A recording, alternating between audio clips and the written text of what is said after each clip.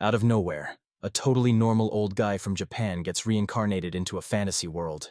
He's in a brand new body, and he's way more than just some regular worker in Sen. Our hero isn't in a normal body anymore. He's actually been reborn as the son of a super rich noble family. He's now a crazy good-looking 10-year-old. This guy just de-aged by decades and became a super rich main character, so now he has to figure out how to live this insane new life. Cut to a sunny day in the kingdom where our hero is sparring with a royal guard and absolutely crushes him. The guy screams that he quits, totally shocked by the kid's insane skills. Deep down, he's still that same middle-aged guy from his old life.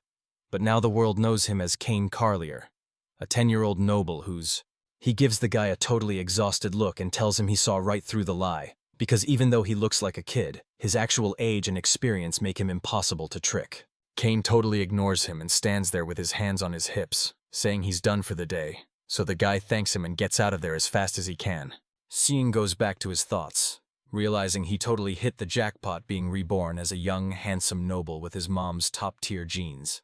Kane fixes up his gear with a huge grin, feeling like he's finally living in a total fairy tale.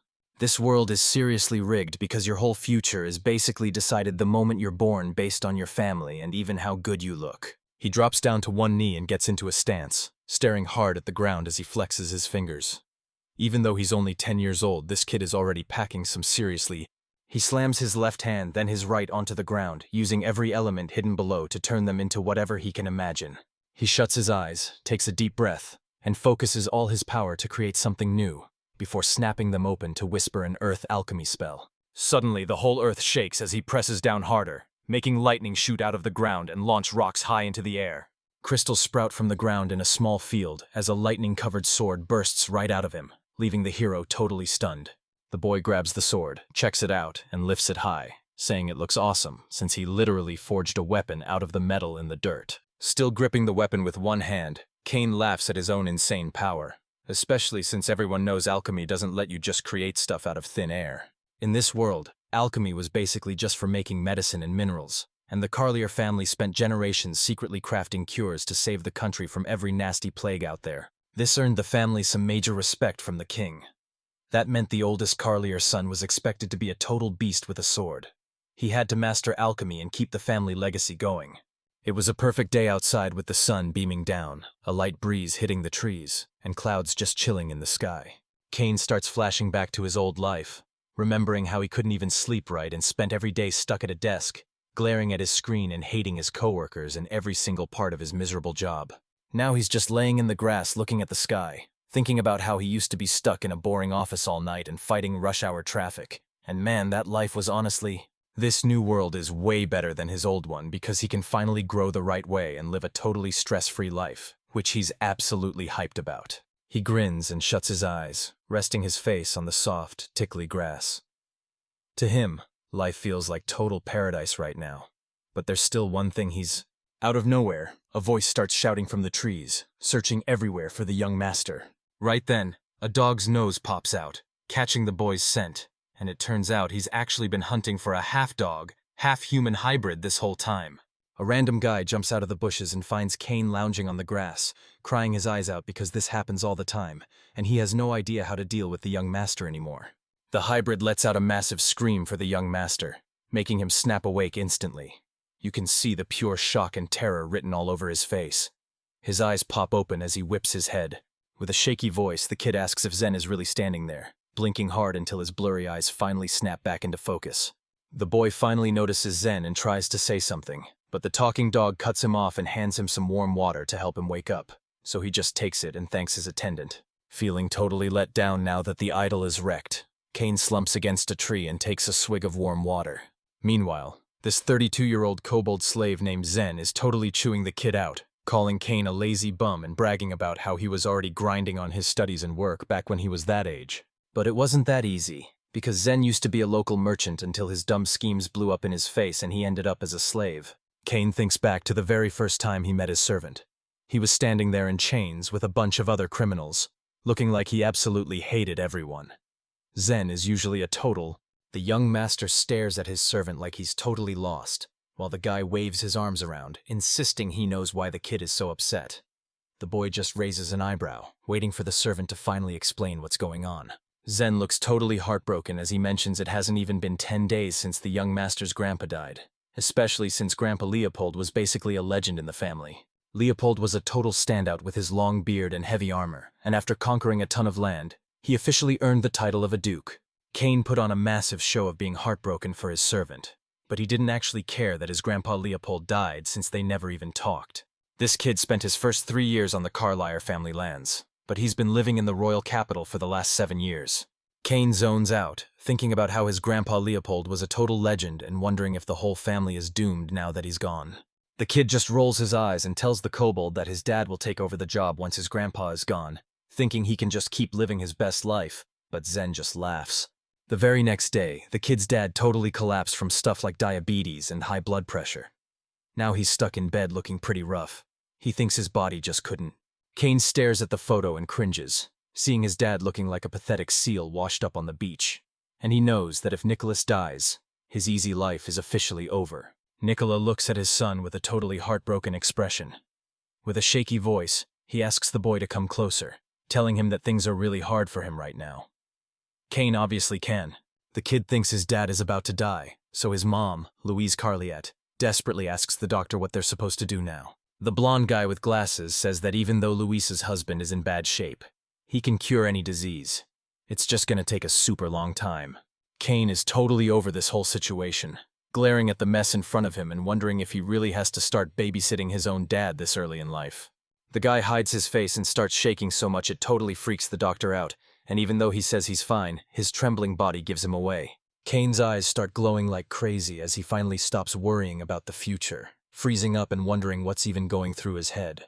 The mansion is packed with maids ready to serve the main character's dad. And right now, 3 of them are totally pampering Nicola with hot tea and a cozy blanket. The happy kid bolts toward the exit, but he stops at the door to tell his dad to stop overworking and finally get some rest. Nicola waves goodbye to his son with a huge smirk, totally loving all the attention he's getting from the maids. After ditching the castle, the boy heads to the market where sellers start crowding him, and one kid yells for Mr. Kang to come grab some super fresh apples that just arrived. Just down the street, a curvy girl wearing a headband calls him over, shouting that she's got some super tasty cakes waiting for him.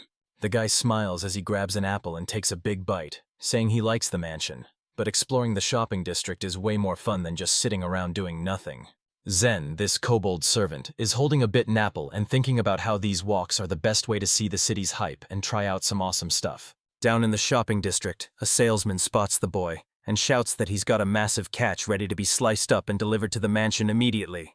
Looking at the crazy busy streets full of people and noise, our hero thinks it's wild that his parents just stay stuck in their mansion all day without getting bored. The servant tells him he has to deal with kobolds just like his parents, but the kid snaps back instantly because he wants absolutely nothing to do with that kind of work. The servant is totally panicking, asking if the boy is really gonna ignore the family business while his dad is sick, but the kid just shuts him out and refuses to even think about it. Zen lets out a huge sigh, complaining that the young master hasn't changed at all, and is still a total loner who only talks to the mansion staff and market sellers. Kane just shrugs and says the gap between nobles and regular people is way too big to make real friends, leaving the servant to just grunt and scratch his head. Out of nowhere, someone shouts Kane's name, making him spin around with a super confused groan. The guy is super hyped to see a salt merchant named Randolph standing right there, rocking dark robes, a cafio on his head, and some serious stubble on his face. The young master asks the obvious.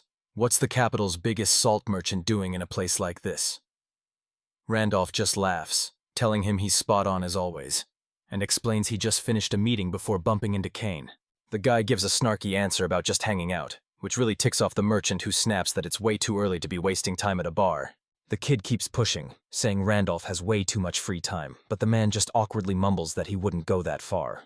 Kane drops the bomb that the merchant is still single, leaving Randolph so shocked he's completely lost for words. Rich guys in the capital are never in a rush to get married since they've always got girls lining up to hang out without needing a ring, and Randolph is exactly like that. Randolph immediately argues back, saying he just wants to find a great girl and get married.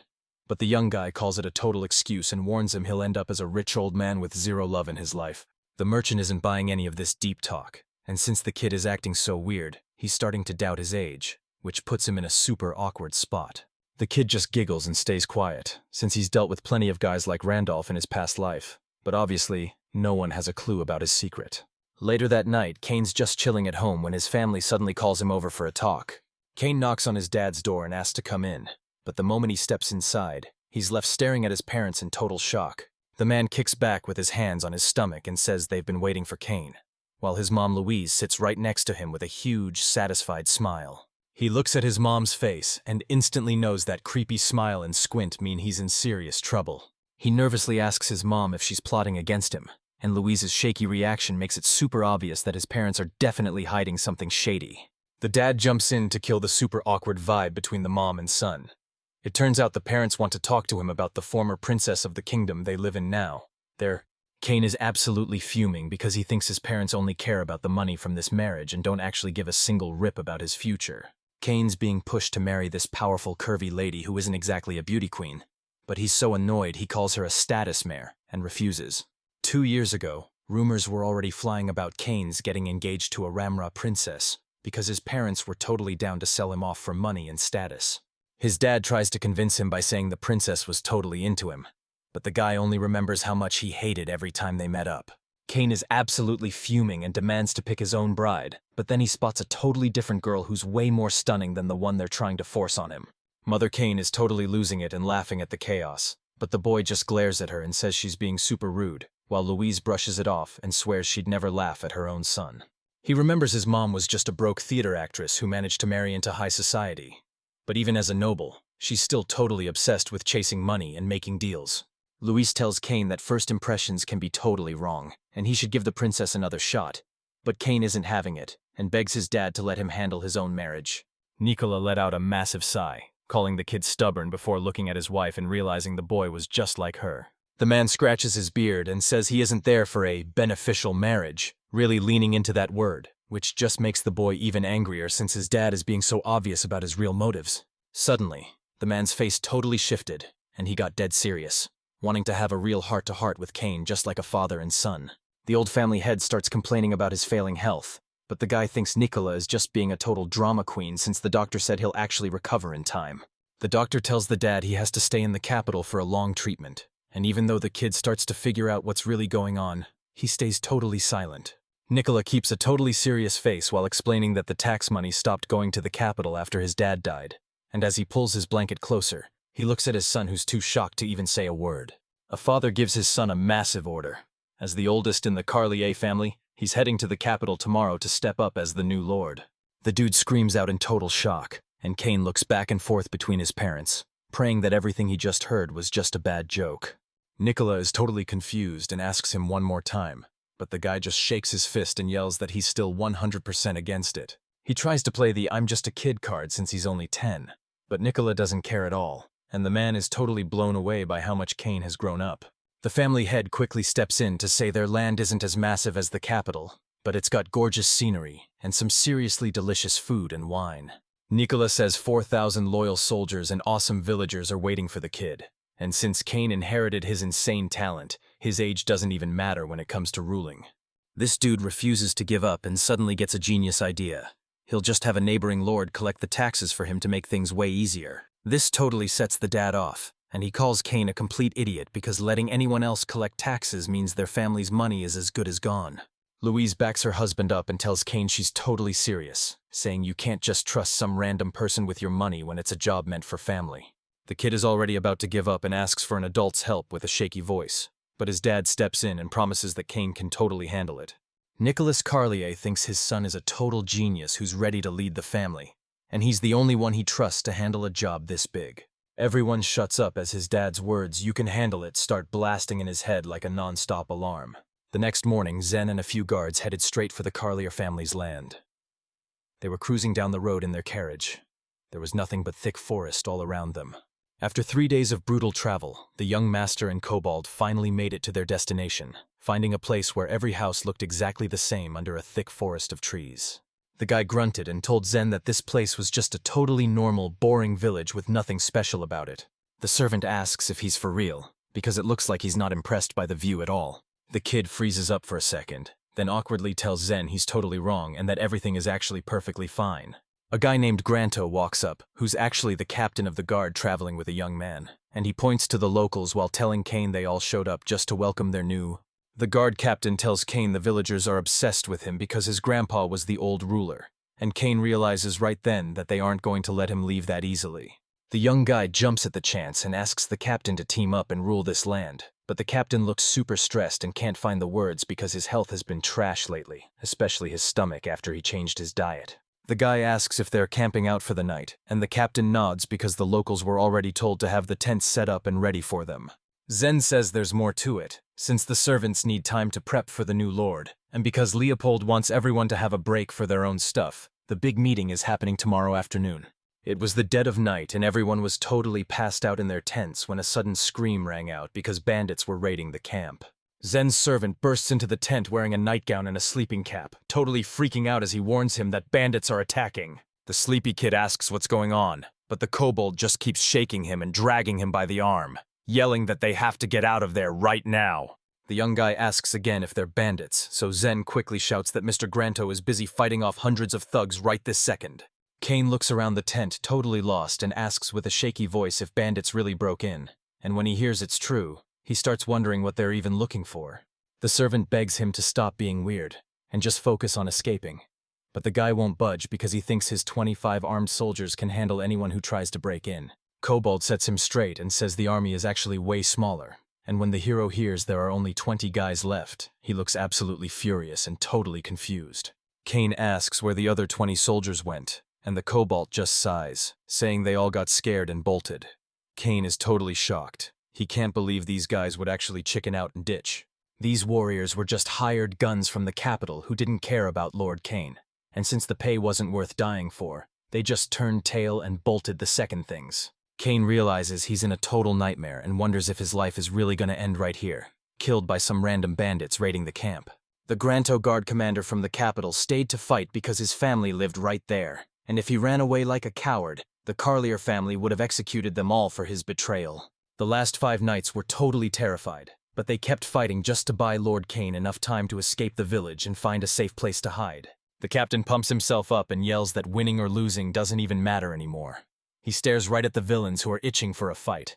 Those bandits are already gripping their axes and swords. The guard captain whips out his sword and shield, charging in first and ready to die just to take every last enemy down with him.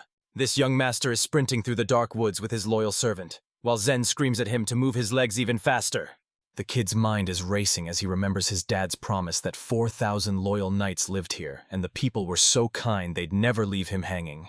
But for real, where did 100 bandits even come from? And how can the village pay taxes if they're constantly getting raided? As he scrambles over the rocks, the guy is totally roasting his dad in his head, calling him a stupid seal and swearing he's gonna throw hands the second he gets home for what went down that night. His legs are shaking and he's totally out of gas, but even when he trips and almost face plants, he grabs a tree to save himself and just keeps on pushing. Kane's lost track of how long he's been running, and even though his legs are shaking and his vision is a total mess, he's still terrified that those bandits from the camp are right behind him. Kane keeps running until he finally stops to lean against a tree, gasping for air as he tries to process all the madness, and that's when the reality finally hits him. The Carlier family crest was carved right on the carriage, so these bandits knew exactly who they were jumping, and the guy thinks they should have just run for it instead of picking a fight. The kid finally bolts, tripping over rocks and branches in a total panic because he has no clue who these strangers are or why they're coming for him. Totally wiped out, he collapses onto the grass and blacks out, knowing he can't run another step, and if he gets caught, it's game over. Kane gets blasted awake by some rude guy yelling at him to get up, and he's totally annoyed because he has no clue who this is or what they even want. Fed up with being bothered, the kid jumps up and screams at the guy to shut it, immediately throwing a sharp elbow right at his head. He suddenly goes quiet and stares in total fear at the person who spoke, while Keen whispers that something about that voice feels really off. A bright torch suddenly cuts through the pitch-black darkness, and as the terrified kid looks around, he spots a grumpy guy with a big beard who shoves the light right in his face, and one guy sees right through the disguise and thinks this gentleman is actually a little girl. But as a mob with torches hides in the trees, an old man creeps everyone out by saying Holding his own shoulders, the boy realizes that his cute face, long hair, and fancy perfume made everyone totally mistake him for a girl. He scans the shadows for hidden enemies, and the torchlight reveals 4 guys right in front of him, but then the others step out until he's facing 6 of them in total. Kane realizes there aren't as many enemies as he first thought, but he's still in a massive amount of trouble. He knows he's totally outmatched, and as those creeps sneak up behind him with nasty grins, they mockingly say they're just there to help a lost little kid. He looks down and realizes he's totally out of time, knowing that if he doesn't make a move right this second, it's game over. He realizes it wasn't those guys who woke him up, but a totally different voice that basically saved his life. So he looks at his hand, stares her down, and instantly cooks up a... He remembers that this whole area is packed with iron. He slams his hand down onto the grass. Since there's iron everywhere, Cain can finally unleash his powers. Bolts of lightning start sparking from the kid's hands and spreading everywhere, while the strangers rush over to Cain to ask if he's all right and what's going on. The guy doesn't say a word as he slams his hands onto the dirt, realizing his only way out is to use his power to pull materials right from under the ground. Out of nowhere, lightning and massive explosions go off everywhere, totally freaking out the guys with torches as they scream that the world is blowing up. And Cain jumps at the chance to make his move. He scrambles up into the trees and grips the branches with his legs, gasping for air as the men below go totally ballistic, screaming that the baby is gone and starting a massive search.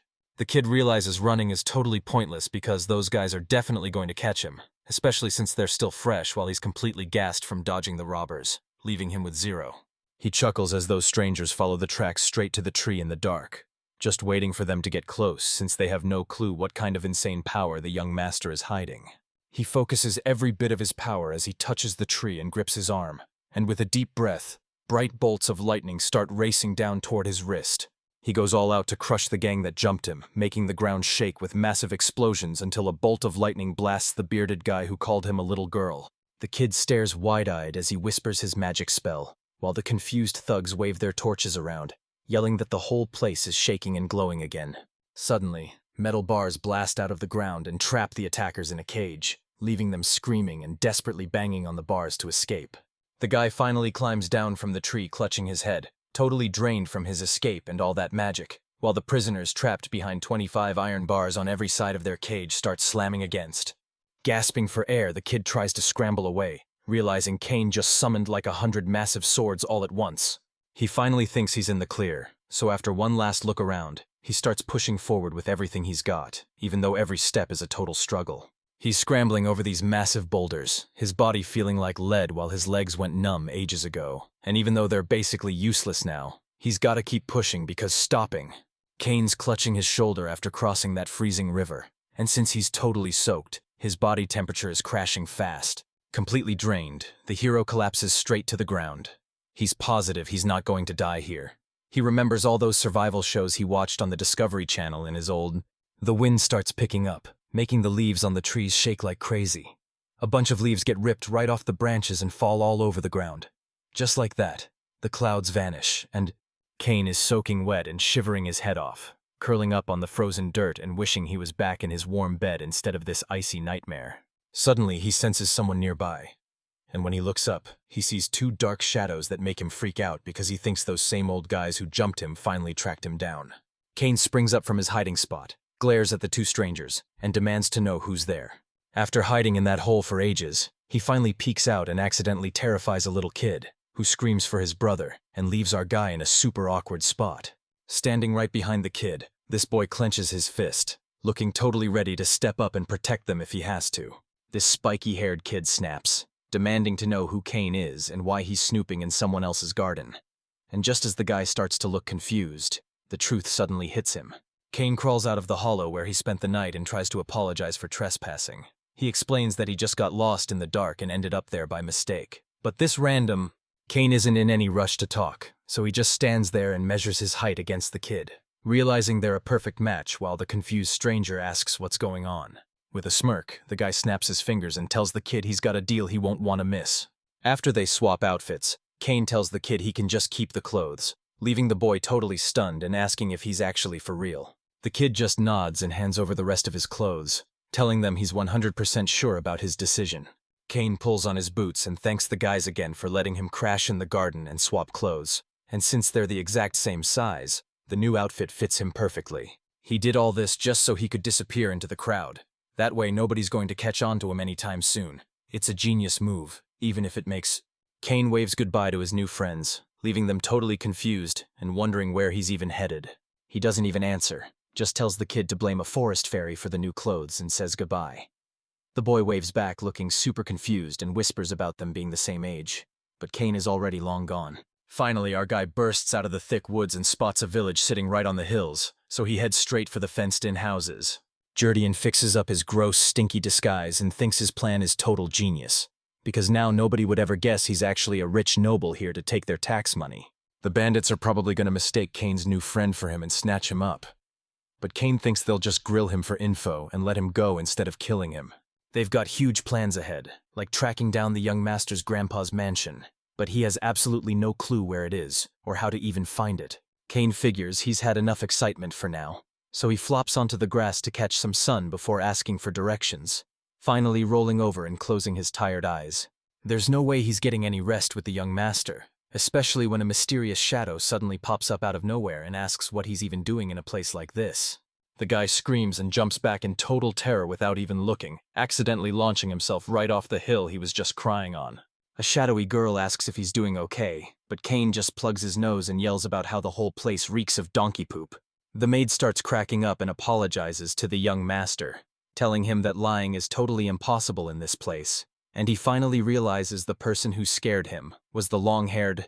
A bit later, the maid puts a cold cloth on his head and apologizes again, explaining she thought he was just some lazy village kid skipping work, but Kane tells her it's totally fine while he guesses she's around 15 or 16 because her skin is perfectly clear and snow-white, proving she's definitely not just some random village girl, and she catches him staring and asks if something's wrong. The maid starts grilling him since she's never seen him in the village, and after a long stare, she just randomly pokes him right in the cheek. He gets totally bored of her constant finger-pointing and finally tells her to just knock it off. The plan actually works, and when the maid asks if his parents worked at the Carlier mansion, Kane finally remembers he's there to find his grandpa's old house.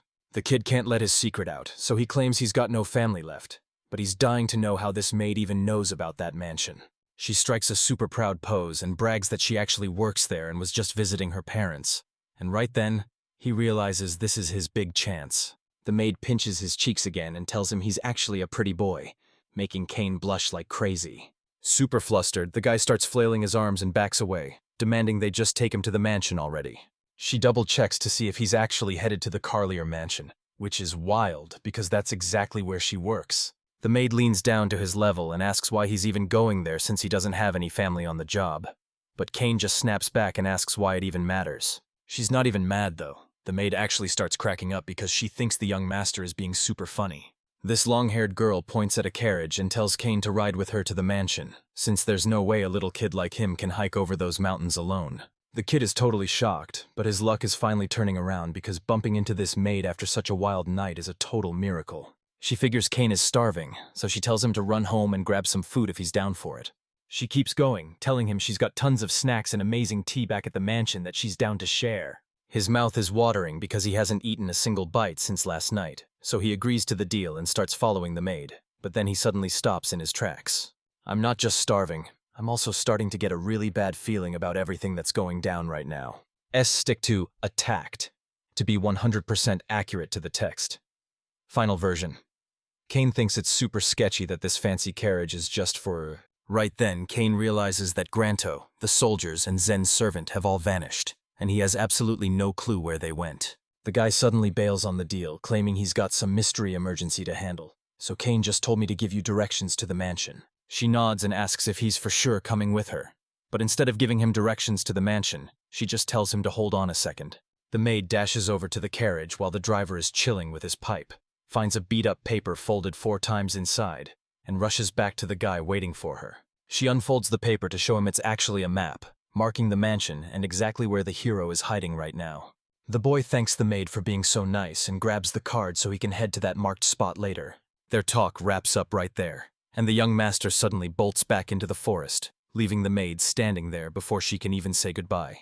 She thinks he's a total weirdo and can't figure him out, but he's actually super polite, which is pretty rare for a kid from the village. Grabbing a big stick to lean on, the kid treks up the massive mountain, figuring that if things finally chill out, Zen could just head back to the camp and the rest of the soldiers. But man, his stomach is seriously starting to growl. He clutches his belly, totally regretting that he turned down the food earlier. Now he's just daydreaming about having tea and some... He shakes his head to clear his brain and focus on the mission, forcing himself to stop thinking about how he missed out on a super comfy ride to the mansion. Zen suddenly bursts out of nowhere, crying like a total mess with snot and tears everywhere while he calls for his young master. The kid jumps up screaming in total shock, staring wide-eyed at his loyal stone servant. Right away, Kane starts apologizing to Zen for ditching him and running away. Suddenly, a heavy hand grabs Kane's shoulder, and the captain's voice rings out from behind. It turns out the captain and his soldiers had been hunting for him this whole time. The soldiers stand there covered in dried blood, telling the young master not to worry about their wounds because the only thing that matters is they finally found Kane. The captain is actually hyped, thinking this whole mess was just the intense training he's been waiting for. But one soldier just stares at him like he's crazy, making Kane think those... The kid says sorry again and pats his head, but Zen isn't mad at all because he totally understands the situation. He looks around at his soldiers one last time and gives a warm smile, just relieved that every single one of them made it out of that brutal fight alive. The squad got super lucky meeting up right at the mountain pass, so they all headed over to the Carlier mansion together. Kane swaps back to his regular clothes while complaining about why he even wore those trashy rags, but Zen tells him he looks way better now. The Granto Guard captain totally worships Lord Kane, blaming him for the nightmare the kid faced. But instead of being mad, the boy actually thanks him and says the guards did a great job.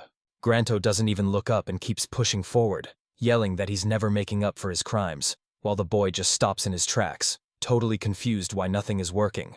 Nobody said a word, so Kane told him he should be thankful that Captain Granto is moving in to be the Lord's personal bodyguard. That definitely wasn't the answer he was expecting, so he just stared at the hero before telling the captain to chill out and claiming it was all a joke, since neither he nor Granto actually... A bit later, Kane runs into the Carlier family's 65-year-old butler, Sebastian Heisman, who bows low and says it's been way too long since they last saw each other. The old man asks if Kane remembers him, and Kane's like, "Of course you're Sebastian the head butler," because even after 7 whole years, he hasn't forgotten a thing. The guy gets straight to the point, saying his dad put him in charge of the territory, and asking Sebastian if he'll help him handle the job. Sebastian nods and promises he'll do whatever it takes to help the young master out. The kid is super hyped and says he won't be stuck on this land his dad sent him to for long, because as a lord, he's gonna stack some serious cash and is down for... The old man sees the kid is totally drained from his trip and says they should talk, so the boy, thinking about all the crazy stuff he's been through, just wants to crash and deal with the big problems later. Sebastian flashes a grin, points toward the mansion, and tells the boy and his servant Kobold to follow him. Now that he's inside, he's already mapping out his next move, and once he catches his breath, he's got to deal with those greedy tax collectors. Leopold, the main character's grandpa, spent his final days in this mansion, but the real business was actually going down at Lynn Garden, where Kane's great-uncle, Count Louis, was running the whole show while the old man's health faded. The great-uncle is super old and sick, so Kane's dad handed the land over to Kane to give the old guy a break. This kid is locked in because what he's doing would be impossible for any normal 10-year-old. But what they don't know is that a 35-year... Suddenly, a blinding light hits the guy, and as he shields his eyes, a voice calls out to welcome him into the mansion. He gets stopped by a group of gorgeous maids in matching uniforms, but they all have totally different ages and unique hair colors and styles. All the girls greet the young master, and he's left wondering if every single one of them actually works at this place. These aren't just regular maids. Every single one of them is gorgeous, and they're all smiling at the guy, ready to do whatever he says. Most of these maids are around 20, but some of them are literally just 5 or 6-year-old kids. He can't believe a little kid is actually working at the Lord's mansion, but when she flashes him a grin, he just has to smile back. The kid starts thinking that the legendary Lord Leopold Carlier might actually be a lolacan who uses alchemy to make his maids look young and beautiful. The guy is totally spacing out until his servant Kobold Zen yells to snap him back, so he quickly plays it off like he was just deep in thought. Right in the middle of all the maids his grandpa Leopold used to have, the boy spots a girl shaking like crazy and walks right up to her. Kane stares at the maid and realizes she's the same girl who gave him a ride to the mansion earlier, making her blush and turn away to avoid his gaze.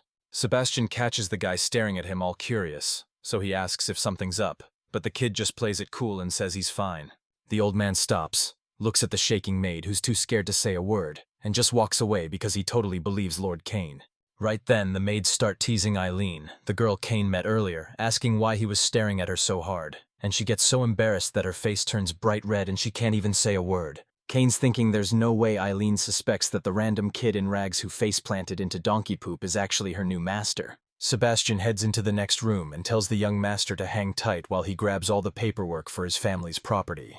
He doesn't even get a second to sit down before the butler suddenly appears in the doorway, lugging a massive stack of books and papers. The guy's jaw drops, and when the old man explains this is just a tiny bit of the massive mountain of papers he managed to grab, the kid is left totally speechless. Looking at that massive mountain of paperwork, the king realizes he'll be stuck reading forever, so he just asks for the short version of why the tax money hasn't shown up since fall. Exhaling says that talking takes way too long, so it's much easier to just show them everything in person. Sebastian tells them to follow him, so the boy tags along and orders Zen to keep his eyes on whatever the butler is about to show them. The whole crew heads down the giant staircase while the kid geeks out over how massive the mansion is, and Sebastian honestly has to agree. The young master and Cobalt Zen finally reach these massive padlocked doors, and when the kid asks what's inside, Sebastian tells him it's a giant vault packed with the Carlier family's money and treasures. The guy asks to check it out, so the old man says sure, pops the lock, and throws the doors wide open. The guy is totally shocked to find the safe is completely empty, with nothing but cracked walls, dust, and cobwebs where all that gold and cash should have been. The kid is totally stunned by what's in front of him, rubbing the dust off the shelves while asking Sebastian if this is all just one big joke. He really wants to believe it's just a prank, but it turns out this nightmare is actually 100% real. Right now, the Carlier family is stuck with a massive £500 million debt, and our guy is completely losing it because he has no clue how they ended up this broke. Kane's brain is spinning trying to convert that massive £500 million debt into yen, and when he asks how things got this bad, Sebastian explains that the previous lord was a...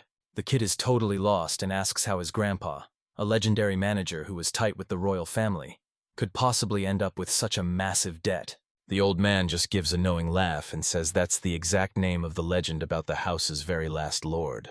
The old lord was a legendary knight who'd jump into action the second the royals called, pulling off insane feats like crushing rebellions and kicking out every single barbarian invader. He was totally fed up with the king's attitude, especially since the ruler didn't mind using innocent people as pawns for his own gain. After seeing that heartless behavior, this lord was a total legend who paid everyone's taxes himself, gave out free food whenever people were hungry, and even built massive homes for kids who lost their parents in the war. Kane is totally losing it, and Sebastian keeps going, explaining how his grandpa became a legend overseas where merchants would literally hunt him down just to give him the best deals possible. The boy asks if his grandpa really blew all that cash just to help the people living on his land. The butler shakes his head and says that's not even the half of it, because there are still some crazy details they haven't heard yet. Nicholas Carlier is the new boss of the family, and he's demanding his dad send him massive piles of cash every single year. Grandpa felt totally guilty for ditching Nicola as a kid to go do his duty, so he tried to make it right by constantly sending him money. Nicola demanded £5 million every single year just to live in the capital, and that's exactly why the family is now drowning in massive debt. Kane doesn't even call his dad father anymore, and right in front of Sebastian, he calls Nicola a seal, while asking if he really demanded that much cash every year, which Sebastian confirms with a nod. Basically, the young master's grandpa was a total hero who paid everyone's taxes to make life easier, but his son was a complete mess who blew all his cash and forced his dad to pay off his massive debts. That's how the legendary lord lived his life. But it makes the kid so mad he swears that as soon as he hits the capital, he's gonna find that deer and hang it for breaking every rule in the book. Zen sees the guy is literally steaming from his ears, so she tells him to chill out, and he immediately snaps back to reality, agrees with her, and apologizes for losing his cool. But our guy still has one big question. Why is every single maid in this mansion so young and insanely gorgeous? The young master starts wondering if these girls are actually just ordinary maids. The old guy just repeats that seeing it once is better than hearing about it 100 times, while Kane and Zen just stare at each other, totally lost. The guy's already in the next room, but Sebastian stays back to block the servant while Kane asks what he's supposed to do now. The guy says he's reached his limit because only the Lord is allowed inside, which means the young master has to go in alone. The guy tries to explain he's just a temporary leader, but it's no use, so he just shrugs and accepts that he's stuck with the job. He tells Zen to stay put in this wing, but the kobold warns him to watch his back since nobody knows what's lurking in this mysterious place. Kane glares at the servant, asking why the kid should be scared if there's no monster, and even if something creepy is out there, it's definitely not gonna kill him. He stands right in front of the massive doors, takes one last look around, then shoves them open and is totally shocked by what he sees inside. It's definitely the same mansion, but the room he just walked into looks totally different from anything he's ever seen. The inside looks insanely fancy and spotless, with a massive chandelier hanging from the ceiling and everything perfectly in its place. He looks around and realizes this place looks exactly like some kind of girl's wing. His hunch was spot on, and right in front of him, 4 girls are chilling with tea and snacks, chatting away without even noticing he's there. The girls spot him and totally freak out from embarrassment, while he just gives them a big wave hello. Right then, all the maids just bolt, leaving Kane totally clueless about what he even did wrong. The young master realizes these are the same maids who greeted him at the front door, but they look like totally different people now. They were totally shocked and confused, their faces turned bright red, and they all bolted the second they saw the young lord. Between their super skimpy outfits and the fact that they were just chilling with tea instead of actually working, the guy was convinced he'd accidentally walked into a total red light district. He spins around and bolts for the exit, needing Sebastian to explain what this place is and what the heck is even going on. He screams at the guy, demanding to know what he just saw. But Sebastian stays totally chill and says they're just the young master's maids. The kid won't stop complaining that these girls don't look like maids at all. But the old man tells him to chill, since they just weren't expecting Kane to show up and catch them acting like their usual selves. It all depends on how you look at it. So Kane feels super awkward and says sorry to Sebastian, but the guy still needs some serious answers. Suddenly, the Carlier butler reveals that these maids were actually concubines too, and that's when the guy realizes his worst fears are totally true. Lord Leopold was a total living legend who was super nice to everyone and always gave back to his people. Every nearby ruler was desperate to join his family, so they sent their most beautiful daughters over to be with him. Gramps was a big deal and didn't want to start a war with other lands, so he couldn't just send all those girls back home. So he stopped sending them away and let every single girl move into the mansion. He didn't care how old they were, no matter how many maids showed up. He just kept welcoming. Word got back to the Bastion that Nicholas Carlier was super sick, so it looked like the kid was never going to get a little brother or sister. The butler tells Kane this is his big chance to start a family while he's young, making Kane's eye twitch since he's literally only 10 years old. Like, what air is this? The kid asks how many concubines are in the mansion, and Sebastian tells him there are 87 of them in total. The kid is totally blown away by what he just heard, so he apologizes and tells the guy he needs some alone time to wrap his head around everything he saw. He breaks down the disaster. They owe 500 million pounds, have 87 concubines in the house, and the Carlier family is so broke that their whole land is about to collapse. Kane remembers that the city of Ubara owes a massive 30 million yen that won't be paid off until 2027, and it makes him wonder just how much he's going to have to grind to finally clear his own debt. Zen asks if he's really that scared of the debt, and the guy just loses it, yelling that he's never seen that much cash in his life and has zero clue what to do now. The couple rushes to calm him down fast, since the big-shot merchants in the capital handle way more money every day than the debt he's stressing over. Zen thinks the guy needs to eat and crash for a bit, because things are only going to get way more stressful once morning hits. Before heading out, the Kubel warns the guy to stop making new enemies since he's already got way too many problems to deal with. The kid gives a small smile and agrees with his servant, knowing he's got to get way stronger to handle this mess. Night is falling, so Kane wraps things up and hits the hay to make sure he's ready to go hard tomorrow. When lunch rolls around, he's totally swarmed by girls offering him chicken and avocado salads, but all he really wants is to eat by himself. A blonde maid tries to feed him some cake, but when he turns away, she's already right there waiting with a spoonful of soup. Right then, another girl jams a napkin against Kane's face to wipe his mouth, and it's honestly so embarrassing for him. Every girl in the room is trying to feed him and ask what he likes, but he's totally over the attention and just wants to head back to his room right now. Inside the bathhouse, all the maids start swarming him like crazy, but the poor guy is actually just totally weirded out by all the attention. He stretches his shoulders and realizes he didn't even taste his food because the vibe in the room was just way too intense. Kane should be hyped to have all these cute maids around him, but honestly, he just wants some total peace and quiet right now. The young master realizes that food just made him even sleepier, so Zen leads him to the bedroom to finally crash on a soft bed. The blue servant says goodnight, and as the young master shuts the door, he's just relieved he can finally get some sleep. The only thing that looks totally out of place on him is that fancy nightgown with all the ruffles, long sleeves, and a big collar. But forget the small stuff, because now he can finally ditch that hollow tree and crash on a massive cozy bed. Keen is totally losing it over the massive debt he owes, and even a super soft bed can't help him forget his money troubles. It's the middle of the night, and the young master is fast asleep. But then his door suddenly creaks open. Someone sneaks into the room, and even while he's dreaming, Kane hears them coming. He instantly grabs a sword from under his pillow, ready to take down anyone trying to jump him while he's off guard. Kane knows right away this isn't his servant, because Zen sleeps in a different room, and would never just walk into his grandpa's place without knocking first. He figures it's either a villager looking for payback against the useless lord, some bandits who already took out the guards, or maybe they're all working together and just snuck right in. But this kid is smart and was totally ready to scrap. But right as he's about to jump in, things go totally sideways. Right as the enemy steps inside, his leg suddenly locks up because he's just completely exhausted from the long day. He feels something swarming under his blanket and realizes the enemy is already right there, way closer than he ever expected. Kane knows it's now or never, and he's ready to strike while the enemy still thinks he's fast asleep. A scream rings out from under the blanket, and the boy lunges in to grab the guy by the throat. Right then, he suddenly gets that the voice under the blanket is a girl's, and he's straight up feeling a girl's boobs. Totally confused, the dude hears a quiet moan and feels super awkward. He slams the intruder onto the floor and blinds him with a flashlight, demanding to know what he wants while magic sparks from his fingers as Kane gets ready to take him out with a spell. But it's actually one of the maids, and it turns out to be Eileen, that girl from earlier, coming in for a late-night shift. The guy sighs and asks if the overnight guest knows he's just 10 years old.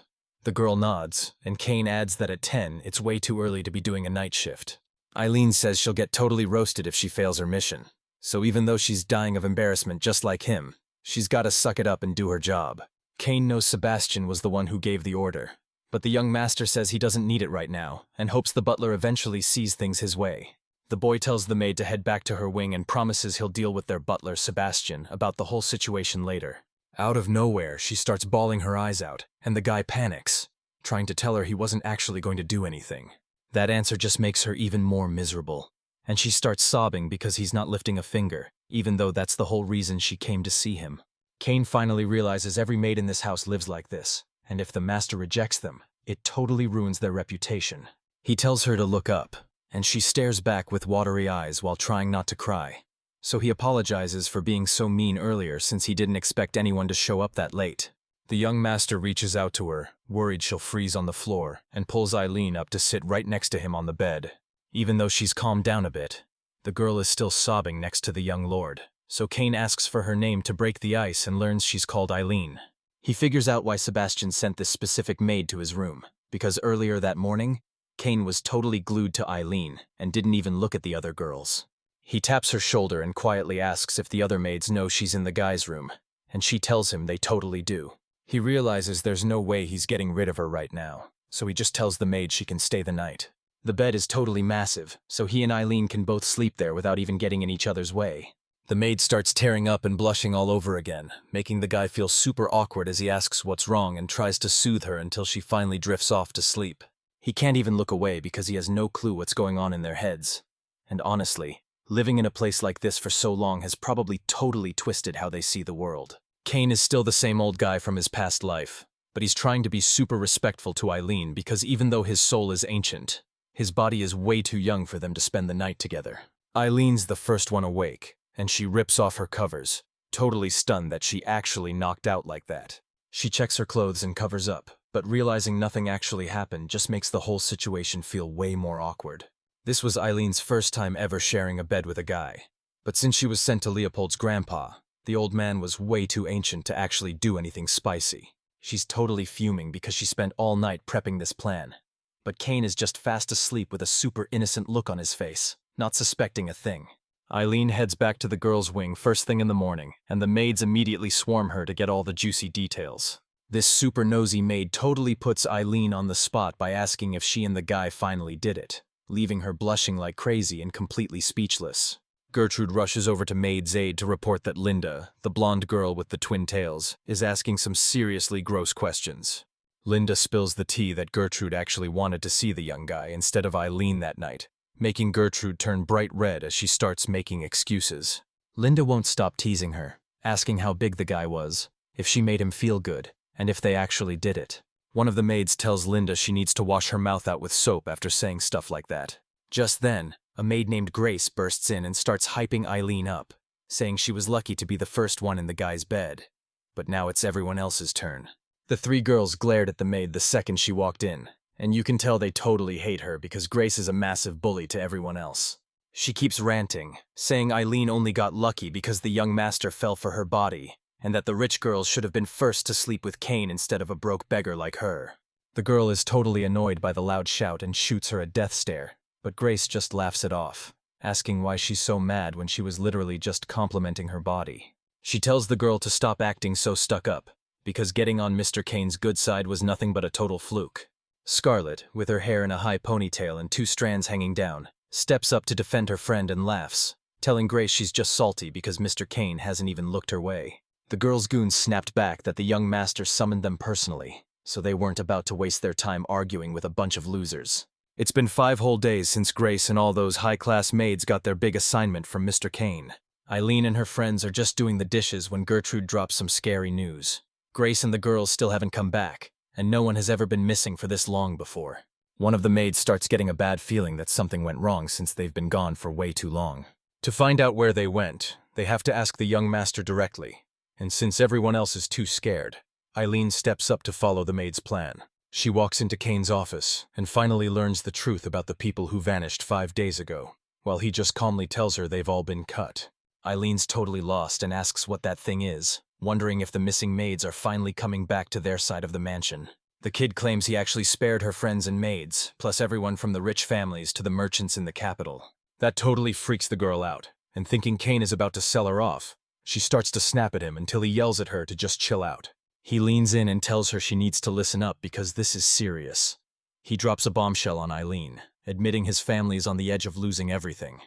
Honestly, they're already totally... To save the Carlier family some serious cash, our guy decided to marry Grace and 45 other maids all at once. Keeping 87 concubines costs a whopping £5 million a year, and Eileen is just as stunned by that insane price tag as the guy was yesterday morning. Since half the cash went to makeup and skincare, he just handed it all over to the girls who actually use that stuff. And here's the big secret. Because the young master told her the whole story, she's now officially his partner in crime. Now this guy is actually grinning as he tells her she's getting hit with way more work than before. Eileen was super confused at first, but she eventually told the boy he could count on her, and she'd never let him down. Kobold Zen is totally used to this by now, so he just nods and gets ready to follow whatever orders the guy throws his way. With Grandpa Leopold dead and Nicholas super sick, all the concubines are out of a job, so Kane hits up his merchant buddies from the capital to see if they're looking for a beautiful bride. They decided to marry some extra wives because the merchants figured a village girl would be way less high maintenance than some spoiled girl from the capital. In just 3 days, Grace and 45 other girls were married off to those super rich merchants from the royal capital. Even after cutting their group in half, this guy somehow still has all 42 maids in his collection.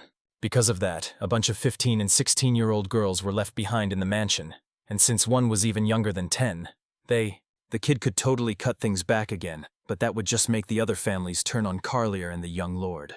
He could easily shut this down, but he's not looking for more drama since things are already a mess, especially since Kobold Zen warned him not to go looking for more trouble. Kane shakes off those thoughts and starts focusing on the girls back at the house and his big plans to make some serious cash.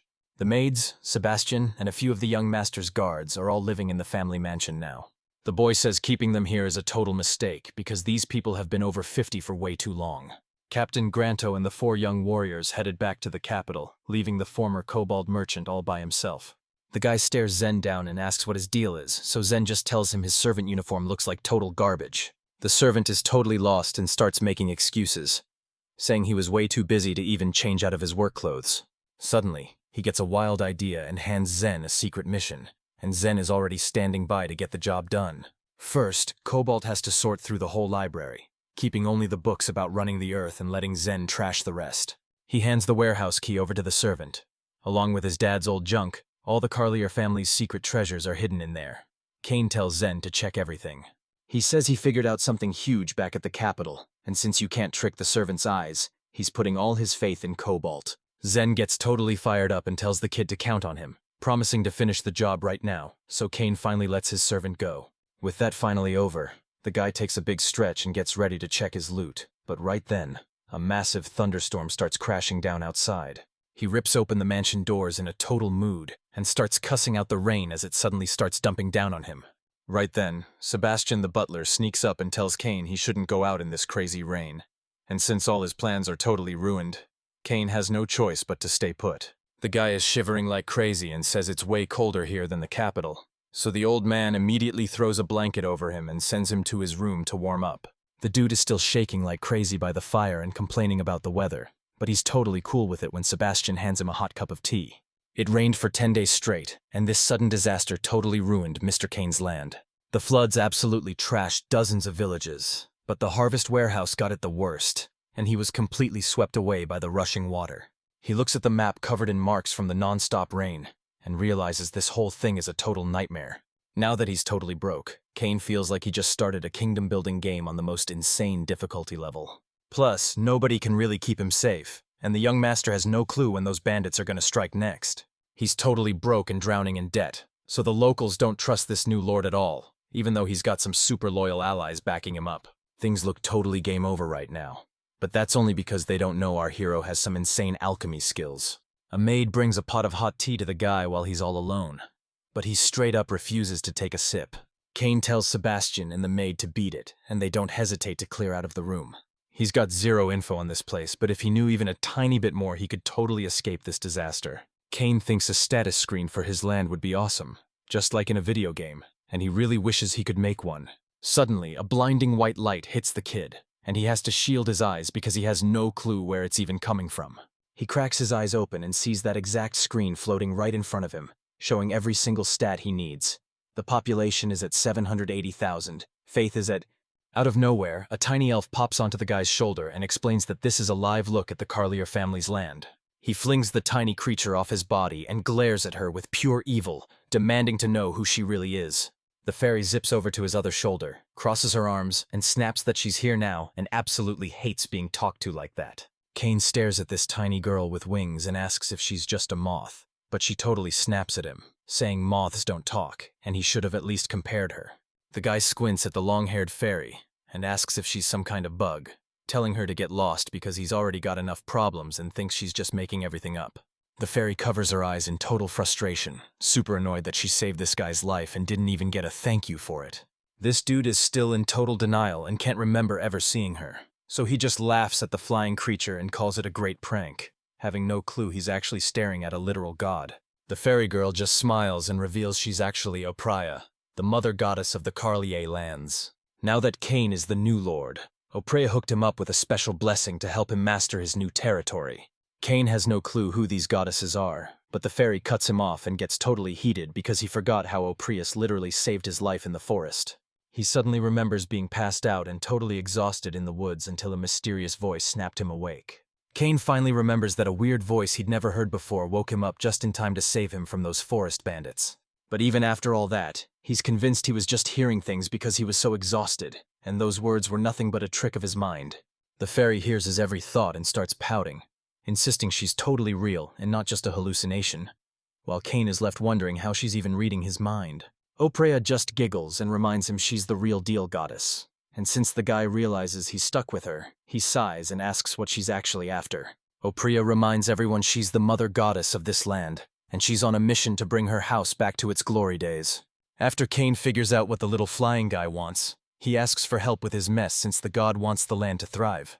But the fairy shuts him down because she's already done enough. The guy is totally lost, so she points to a screen that just popped up out of thin air with all the info he needs to see the land. The guy throws his hands up because he's sure this panel won't make him any money. So he begs the fairy for a classic cheat skill to help him get rich quick. The fairy quickly lets him down since she doesn't have those powers, offering advice instead. But he thinks her words are just useless trash that won't help him at all. The guy asks for the lowdown on that weird floating screen showing all the land's stats. The fairy god nods and steps right up to the display to explain. The population part is, the Lord of the Earth's power is all about how much the people believe in him. Everyone in town knows Kane based on his reputation alone. Keeping people healthy is what keeps the whole territory safe. Farming and business are actually doing pretty well here, and he realizes things aren't nearly as bad as he expected. To give you an idea, the Guardian Fairy snagged Barthélemy, one of the best spots in the south, and since their stats are way over 80, the young lord, Opraya points out that out of all the lands in the Romare Kingdom, the young master's territory is dead last. He figures there have to be even worse spots out there, and he's totally right, which is why the mother goddess herself actually showed up to fix this land. If he grinds hard, his stats will skyrocket, but if he slacks, he'll fall even lower than rock bottom. By fixing up his land, he can finally make. The deal looks solid, but he's not buying it because even though the lady in charge talks a big game, he thinks she's all talk and won't actually do anything for the land. Finally, on day 11, the rain stopped, and now the young master has to figure out his next move. The kid bundles up and heads for the door, but Sebastian stops him to ask where he's going, and he just says it's finally time to check out the Carlier lands since the rain already wasted way too much time. He can't just head out that easily without a guide, so he asks his butler if he knows anyone who's a total expert on these lands. Just then, Kane's maid bursts in totally out of breath from sprinting to find him, and since she's a local, she's ready to show him everything he needs to know about this world. He's totally down for the plan and tells Eileen he's counting on her, so she promises to do whatever it takes to make it happen. Sebastian tells Kane there's no way he's going alone, but Kane argues that bringing guards will just cause a scene, so the old man offers to scout a secret path for him to take tomorrow instead. He shakes his head, thinking this is all a waste of time, and decides he's just gonna walk around and check things out without lifting a finger. The old man refuses to back down, and begs to bring his grandson along for protection, so the young master agrees while the butler heads off to get the horse ready. The boy puts Zen in charge of every single case while he's gone, and Zen's totally down to handle it, so now they're just sitting tight and waiting for Eileen to show up. Fast forward 30 minutes, and the guy and his servant are just standing on the street, whispering about how she's taking forever to get ready. Right then, Eileen sprints over to the young master in the carriage, apologizing for the long wait and saying she's finally ready to go, while rocking a cozy fur dress, a pom-pom hood, fluffy earmuffs, and mittens. Kane's totally blushing seeing the maid because she looks so incredible in her new outfit that he can't stop staring, so he stammers out a quick, yes, and heads straight for his horse. He catches sight of the groom leaning against a horse, decked out in a light shirt, a strapped belt, leather gloves, and some simple trousers. He takes a good look at the guy and it finally clicks. He's actually standing right in front of the groom. The kid gives him props for doing an awesome job, and he smiles back, wishing the young master a great day. Kane says sorry for bugging him, but he's actually looking for... The guy laughs and introduces himself as Joff the stable boy, leaving the kid totally shocked since this isn't how he pictured the butler's grandson at all. Sebastian says his grandson is one of the youngest guards in the mansion, but Kane thinks 30-year-old Joff Hissman looks way more like a massive gorilla than a bodyguard. The boy takes one look at the groom and realizes he's totally ripped, looking way more dangerous than any of those other old knights. Jeff asks the maid if she's just there to see the young master off, but she waves her arms and says she's actually coming along for the ride. Out of nowhere, Jeff grabs the young master and the maid by their necks, cuts them off, and tells them to have a nice trip because they're already on their way. The groom suddenly hurls the hero and the maid into the air, but instead of hitting the dirt and snapping their bones, they land right on the horse, leaving Kane and the girl shaking as they realize they were inches away from becoming total street pizza. Jeff admits he spends way more time pruning trees than doing groom duties, so when the kid asks if he's actually a bodyguard or just a gardener, Jeff explains that since things are so quiet, he's got nothing but free time to focus on the plants. Kane started worrying if Jeff's limbs would literally freeze off in this form, but Jeff just grinned and told him not to think about it, since he'll be totally fine as long as he keeps moving. As the horse starts moving, Jeff tells him to grip the saddle tight so he doesn't fall, and even that simple warning has the kid shaking after the crazy flight he just survived. Out of nowhere, he feels something soft and squishy against his neck, and he has no idea what it could be. All the questions vanish when a super shaky and embarrassed Eileen starts apologizing to the young master, since she's barely ever ridden a horse and has no clue how to sit or where to put her hands without making things totally awkward for him. Kane's totally fine with the situation since the girl's chest is so soft and warm, but the way the maid grabs him has him screaming with a bright red face. He might only be 10 years old, but he's got the soul of a total pro, and he's hyped for this moment even with his eyes shut tight. Kane starts yelling at Eileen. The maid immediately starts apologizing with her hands out, and while the guy tells her to stay calm, it's super obvious he's actually just trying to convince himself that everything is fine. The groom just cracks up watching the whole thing without saying a word, while the blushing guy grabs Eileen's hands and pulls them to his chest, and she totally goes for it, holding on as tight as she can. No matter where she moves her warm hands, he can't help but feel her chest pressed against him, and he's totally stuck. If you forget there's an old man's soul trapped in that kid's body, Kane and Eileen just look like a boring mom and son riding a horse together. While the hero and his maid are riding along, they pass a mysterious guy in ragged clothes who's staring straight at our main character. Kane looks at him and gets total chills from the guy's creepy stare. And even though it's freezing enough to make your teeth chatter, this stranger is just walking around in dirty, shredded rags. Then the boy spots another guy holding firewood who looks totally ticked off. And honestly, you can't blame him. Everyone here is starving and wearing rags while this rich, well-fed noble just rolls up looking perfect. Kane grits his teeth as he realizes he was dead wrong, and now the whole place is literally about to fall apart. He checks out the village they just rolled into. All the wooden houses are totally trashed and covered in cracks. Some of them are even missing huge chunks of their roofs. Broken logs and boards. Kane bites his lip and tells Jeff to turn around and head back to the mansion right now, leaving Jeff totally confused since they literally just got there. And even though Eileen tries to ask what's going, she's confused why they're already leaving since they didn't even stop at the village. But his look gets super dark as he explains he just had to see the brutal truth for himself. Kane points out that if this village is any proof, the rain damage is way worse than he expected, and he's convinced every single town on the planet is suffering just like this. He's just wasting his time checking every village when they all look exactly the same, so he needs to get back and actually start fixing this mess. Eileen listens to the young master and strokes his hair, telling him he's super kind, while the maid thinks any girl would totally melt over how sweet he's being. She suddenly jerks her hands back, remembering she's with Lord Kane and not just a buddy. But when she apologizes, he isn't even mad because that's just who she is. Back at the mansion, our guy is losing his mind screaming for cash, but he knows he's gotta actually do something to get paid, which is basically impossible since the house is empty and the whole area is a total ghost town. That leaves him with only one spot left to score some quick cash, so he decides it's finally time to place an order. Kane calls over Sebastian's butler and tells him to keep everyone out because he's gonna be super busy grinding through all this paperwork. He says he still needs Zen's help and asks for him to be brought from the library, while Sebastian Beau promises to handle everything the young master needs. When Zen met up with Kane, the kid asked him to draft a massive list of rules, and that's when the long grind of paperwork finally kicked off. He dips his pen into the ink and suddenly, a genius idea starts cooking in his head to solve this impossible mission. Suddenly, there's a knock at the young lord's office door, and when he tells them to come in, Eileen the maid pops in with some hot tea and an apology for bugging him while he's busy. Kane starts flipping through the law books and thanks the maid, but he puts the tea aside because he's got way more important stuff to focus on, so he tells Eileen to give him some peace and quiet. The girl asks if there's anything she can do to help, but the young lord says he's fine and tells her to just go get some sleep. Eileen bites her lip and offers to just stick by Kane's side since she can't really help with anything else, gripping him tight and praying he'll let her stay. After a few seconds of silence, he finally lets her stay as long as she doesn't mess with his paperwork, and Eileen promises she won't get in his way. Time just flies by while he's grinding through those documents, and he doesn't even realize it's already getting dark outside. He eventually face plants onto the table and passes out with a pen still in his hand, drooling all over the place until the maid catches him. She gives him a little shake and calls his name, but he doesn't even move. So she decides to just let him sleep since he's clearly wiped out. A few hours later, the guy finally opens his eyes. He realizes he's not on that hard table anymore, and the pen is totally gone from his hand.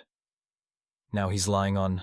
Kane tries to sit up and almost falls over, only to realize he's been snoozing on Eileen's lap because she wanted him to have the best sleep ever. He feels like a cozy animal wrapped in something super soft and smelling amazing, and it's so chill that all his problems just totally disappear.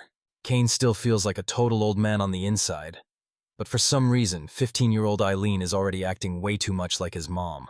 Maybe it's because he's a 10-year-old kid now instead of a middle-aged guy, but even though this whole thing is super weird, he just can't help himself. The next night, Jeff, Eileen, and Kane headed for the capital, traveling in the dark to dodge bandits and arrive right at sunrise.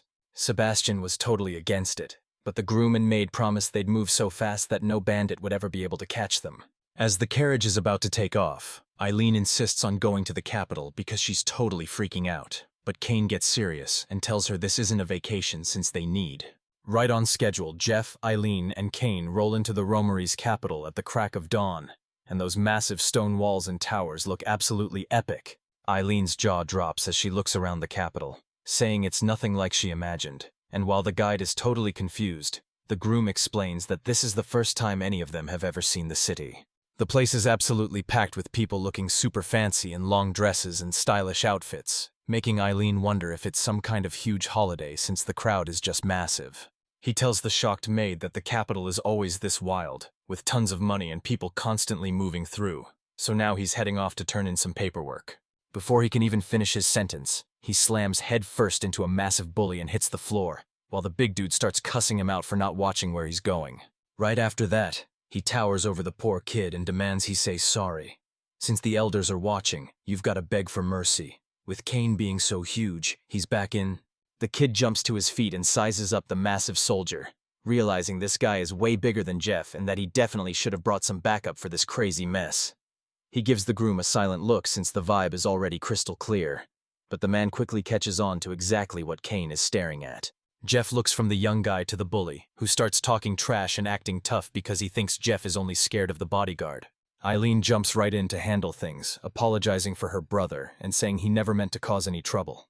The guy is so shocked he can't even react, while the bully creeps up on the maid and says he'll forget the whole mess if she hangs out with him tonight, making her shake with fear as she ducks behind the young lord. She asks what the plan is, but Eileen starts panicking and waving her arms in total disagreement. And even though the guy really wanted to avoid a fight today, it looks like he'd try. Right away, the guy tells his bodyguard Jeff to handle the problem, which makes the stranger so mad that he throws a massive punch to teach them a lesson in respect. But things didn't go as planned, because Jeff suddenly slugs the guy and twists his arm until he's screaming in pure agony. But then the man just chills out and tells him to never lay. The bully is screaming insults and begging to be let go, but the groom just drops his hand and pretends he accidentally squeezed too hard, while I'm just standing there completely stunned by the whole thing. Jeff just scoffs and calls city folks weak. So when the boy asks his bodyguard why he didn't jump in, the guy just shrugs and says Kane never gave the order since he figured the kid had it under control anyway. The young noble apologizes for doubting his guard, and admits Sebastian was totally right about his grandson. Then after confirming Kane is talking about Grandpa, he starts thinking back to the old days. The butler's grandson can't beat him yet, but Sebastian is just as strong as his relative, and he's already 12 years old. The royal knights finally stormed into the square and started grilling the heroes about the mess, but Kane just stayed chill and told the guards exactly how everything went down. One knight bows and says he's got it, so now the guards are stepping in to handle the bad guy. Finally, Kane and the squad are back on track, so he points the way while Eileen and Jeff follow right behind him. The maid asks if they're here to strike a deal with the capital's merchants, and a quick nod from the young master confirms that's exactly why they pulled an all-nighter on the road. He insists that trading there is a total waste of time because the taxes are so high it would take 10 years or more just to see any real progress. Eileen mentions how these capital merchants have crazy sharp eyes, and she's freaking out that they might already know the Carlyle family is in deep trouble. He admits she's probably right, but he's not spending a single cent on them, leaving the maid totally confused about what his actual plan is. His big plan is to get all the cash he needs from the merchants for free, but technically they're just donations from the Merchant Guild. The maid is totally lost on how this is even possible, or if they can actually pull it off, and she's really wondering why the Merchant Guild is handing over cash when they have zero connection to the Carlyle family's land. The kid makes it sound super complicated, but there's no way he reached the capital without a master plan. Eileen finally realizes that those documents weren't just a long-term bluff. They actually hold the entire secret, and the guy isn't even trying to hide it anymore. Right when Suddenly, flag bearers pop up in front of the heroes, waving flags and crests to shield the carriage and its decoy as it rushes toward the castle. The young lord figures this carriage is heading straight for the castle. It's being pulled by 8 horses, and that crest on the side means it belongs to the Nose family. It looks like. These big-shot merchants are usually tight with the royal family and hook them up with all the fancy stuff. And right as he's explaining this to his guards, a genius plan pops into his head. Just like that, the guy vanishes into thin air. Eileen and Jeff are totally clueless and don't even see him leave. Suddenly, the only thing they can hear are the terrified screams of the crowd. The maid and groom are hunting for the kid who slipped away so fast, and now that they've guessed where he's headed, his wild plan actually starts to make sense. The guy sprints toward those charging white horses, reaching out to stop them, but it's totally hopeless, and Eileen and his bodyguard are way too far away to reach him in time. The carriage flies past and the guy is nowhere to be seen, leaving the maid crying her eyes out because she's sure he's dead. There's just no way anyone survives a hit like that. The whole town crowds around to see the mess, but there isn't even a body under the horse's hooves, leaving everyone guessing if he got launched into the air or is stuck under the carriage wheels. Jeff tells the maid to wait in the square while he goes to find that carriage and the young guy's body, which is probably still stuck under the wheels. Suddenly, the group hears a voice they totally recognize as Kane calls out from nowhere, and Eileen starts looking all over to find him. Suddenly, a hand bursts out of the ground, and everyone realizes he's totally fine because he used his magic to cheat death. The guy just laughs to himself, muttering about how he almost ran out of time, and now we finally see the real reason behind his crazy stunt. The boy steps out holding a black cat and pokes its nose, scolding it for almost getting turned into roadkill by those carriage wheels and horse hooves.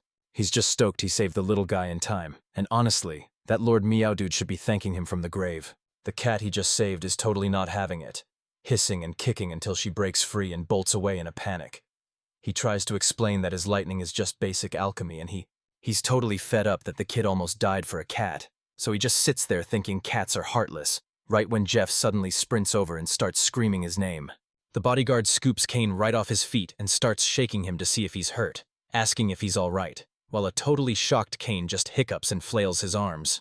He tells Jeff to stop stressing because he's totally fine, then asks him to quit crying and just let him go. Eileen stands behind the young lord crying her eyes out, still shocked he's actually alive, and asks if he really threw himself under a carriage just to save a cat. The guy just grins and says, yeah, explaining he saw a cat right in the carriage's path, while the driver wipes his sweat and admits he couldn't even keep track of. Kane's an alchemist, and since he's got these insane powers, he figures he might as well use them to save someone's life.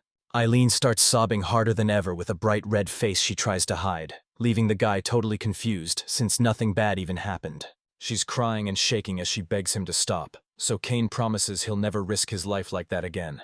Truth is, Kane can't actually promise it won't happen again, but he only said that to stop Eileen from crying because he seriously can't stand seeing his maid in tears. A bit later, the young noble and his crew head over to a restaurant, where Jeff and the maid start apologizing for being totally useless since everything happened way too fast for them to even do anything. The kid says he's totally fine and apologizes for the scare, while Eileen and the bodyguard are just super relieved he's actually okay. Kane sips his tea and tells the squad to take a breather while they chill in this fancy restaurant meant only for high-class nobles. Nobody's around to spy on them, and it wouldn't matter if they did. So the boy tells her to ask her questions now, while Eileen tries to figure out what to even argue about. Eileen's still totally lost because even though he wants to get money from the Merchant Guild, she has no idea how they'll actually pull it off or where they should even go first. Kane says he's sorry for keeping everyone in the dark, but before they hit the Merchant Guild, he needs to meet some big shots to get their paperwork looking legit. The young guy says he's heading to the legal board with Eileen and Jeff to demand their tax money back. The girl has absolutely no clue what this guy is yapping about with his talk of declarations and boards, and since she's never seen anything like this before, his whole plan makes zero sense to her. He explains that merchants won't give up a single cent for free, but if the trade guild officially gifts some land to the Carlyle family, then they've actually got a deal. Our guy has to slash those huge taxes from the capital, and he's not wasting a second arguing about it. This new decree drops taxes for the next 10 years, giving him the perfect chance to build up the land while he negotiates with the guild and gets the board's final approval. Eileen asks if this is going to take forever, and the guy admits she's right because getting everyone to team up is actually a huge headache. Our MC has a few tricks up his sleeve, and since he's in no rush, he and his crew are sticking around the capital for a few days, which the lords are totally hyped to hear. The next day, Kane heads over to the Kingdom of Romaris's massive legal college. The place is giant, with a massive staircase, huge pillars, and a big dome on. He walks right up to the front desk, hands the girl the paperwork she asked for, and introduces himself, saying he's got an appointment. The second she sees that Carlier family seal, she knows he's the real deal, and tells him to wait in the guest room until the meeting starts. Jeff notices how huge the building is, but the guy explains that since only elite nobles are allowed inside, it stays pretty empty. He swings the doors open and finds a room with a massive rug and some super comfy couches, figuring he can just chill right here while he waits.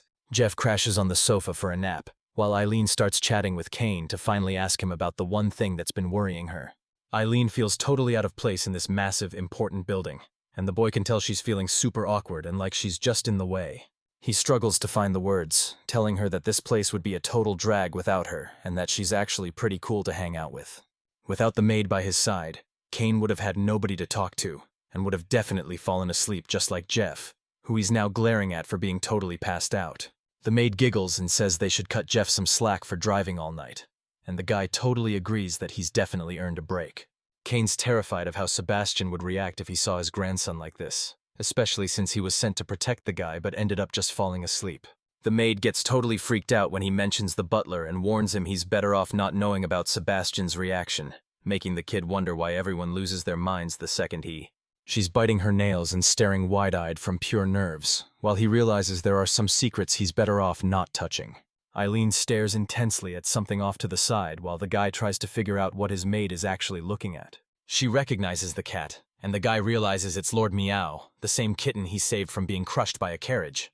He starts thanking her like crazy for finding him, but the maid just shrugs it off, saying the cat was super easy to spot against those white columns. The kitten just glares at the guests from the doorway without stepping inside, and the boy is totally confused about why.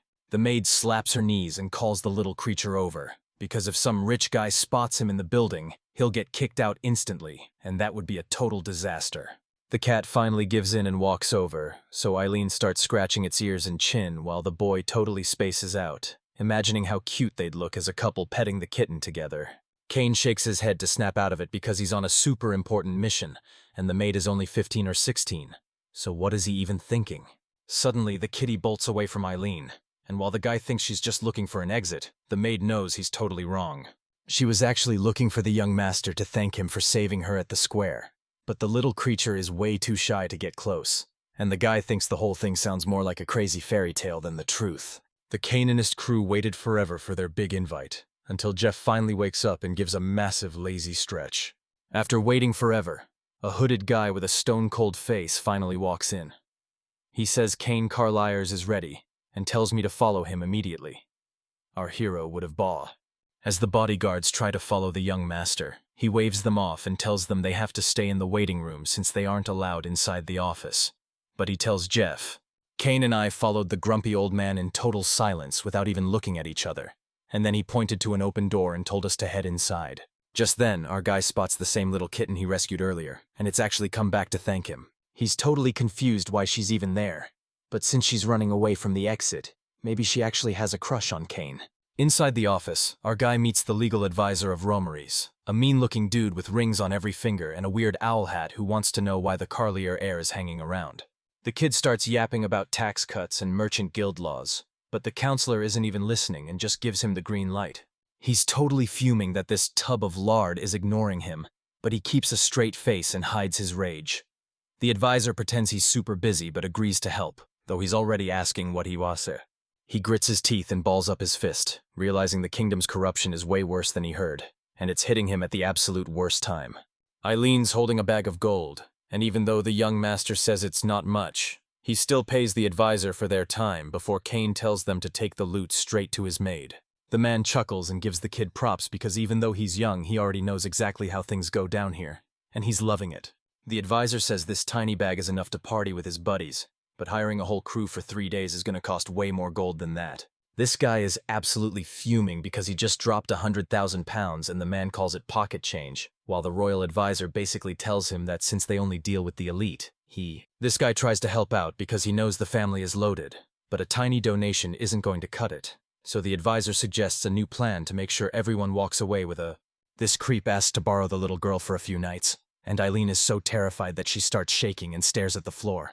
The kid is absolutely fuming because he can't stand the thought of this creep using his maid like some toy for a few nights, and he's so disgusted that he wants to chop that chubby guy into pieces and feed him to the fish. The kid really wants to jump in, but Kane isn't about to ruin the deal or agree to those insane demands. The young lord starts his pitch, but the advisor cuts him off mid-sentence, trying to guilt-trip him by saying there's no way he'd turn down such a tiny favor. Ken says Eileen is a loyal family friend who knows everything, but the kingdom advisor isn't buying it and thinks this maid is hiding something big. The guy can't believe they'd let a young girl handle such a tough job, especially since he knows how bad things are on the Carlier family's land. The girl steps up and accepts the deal, which totally blows the main character's mind.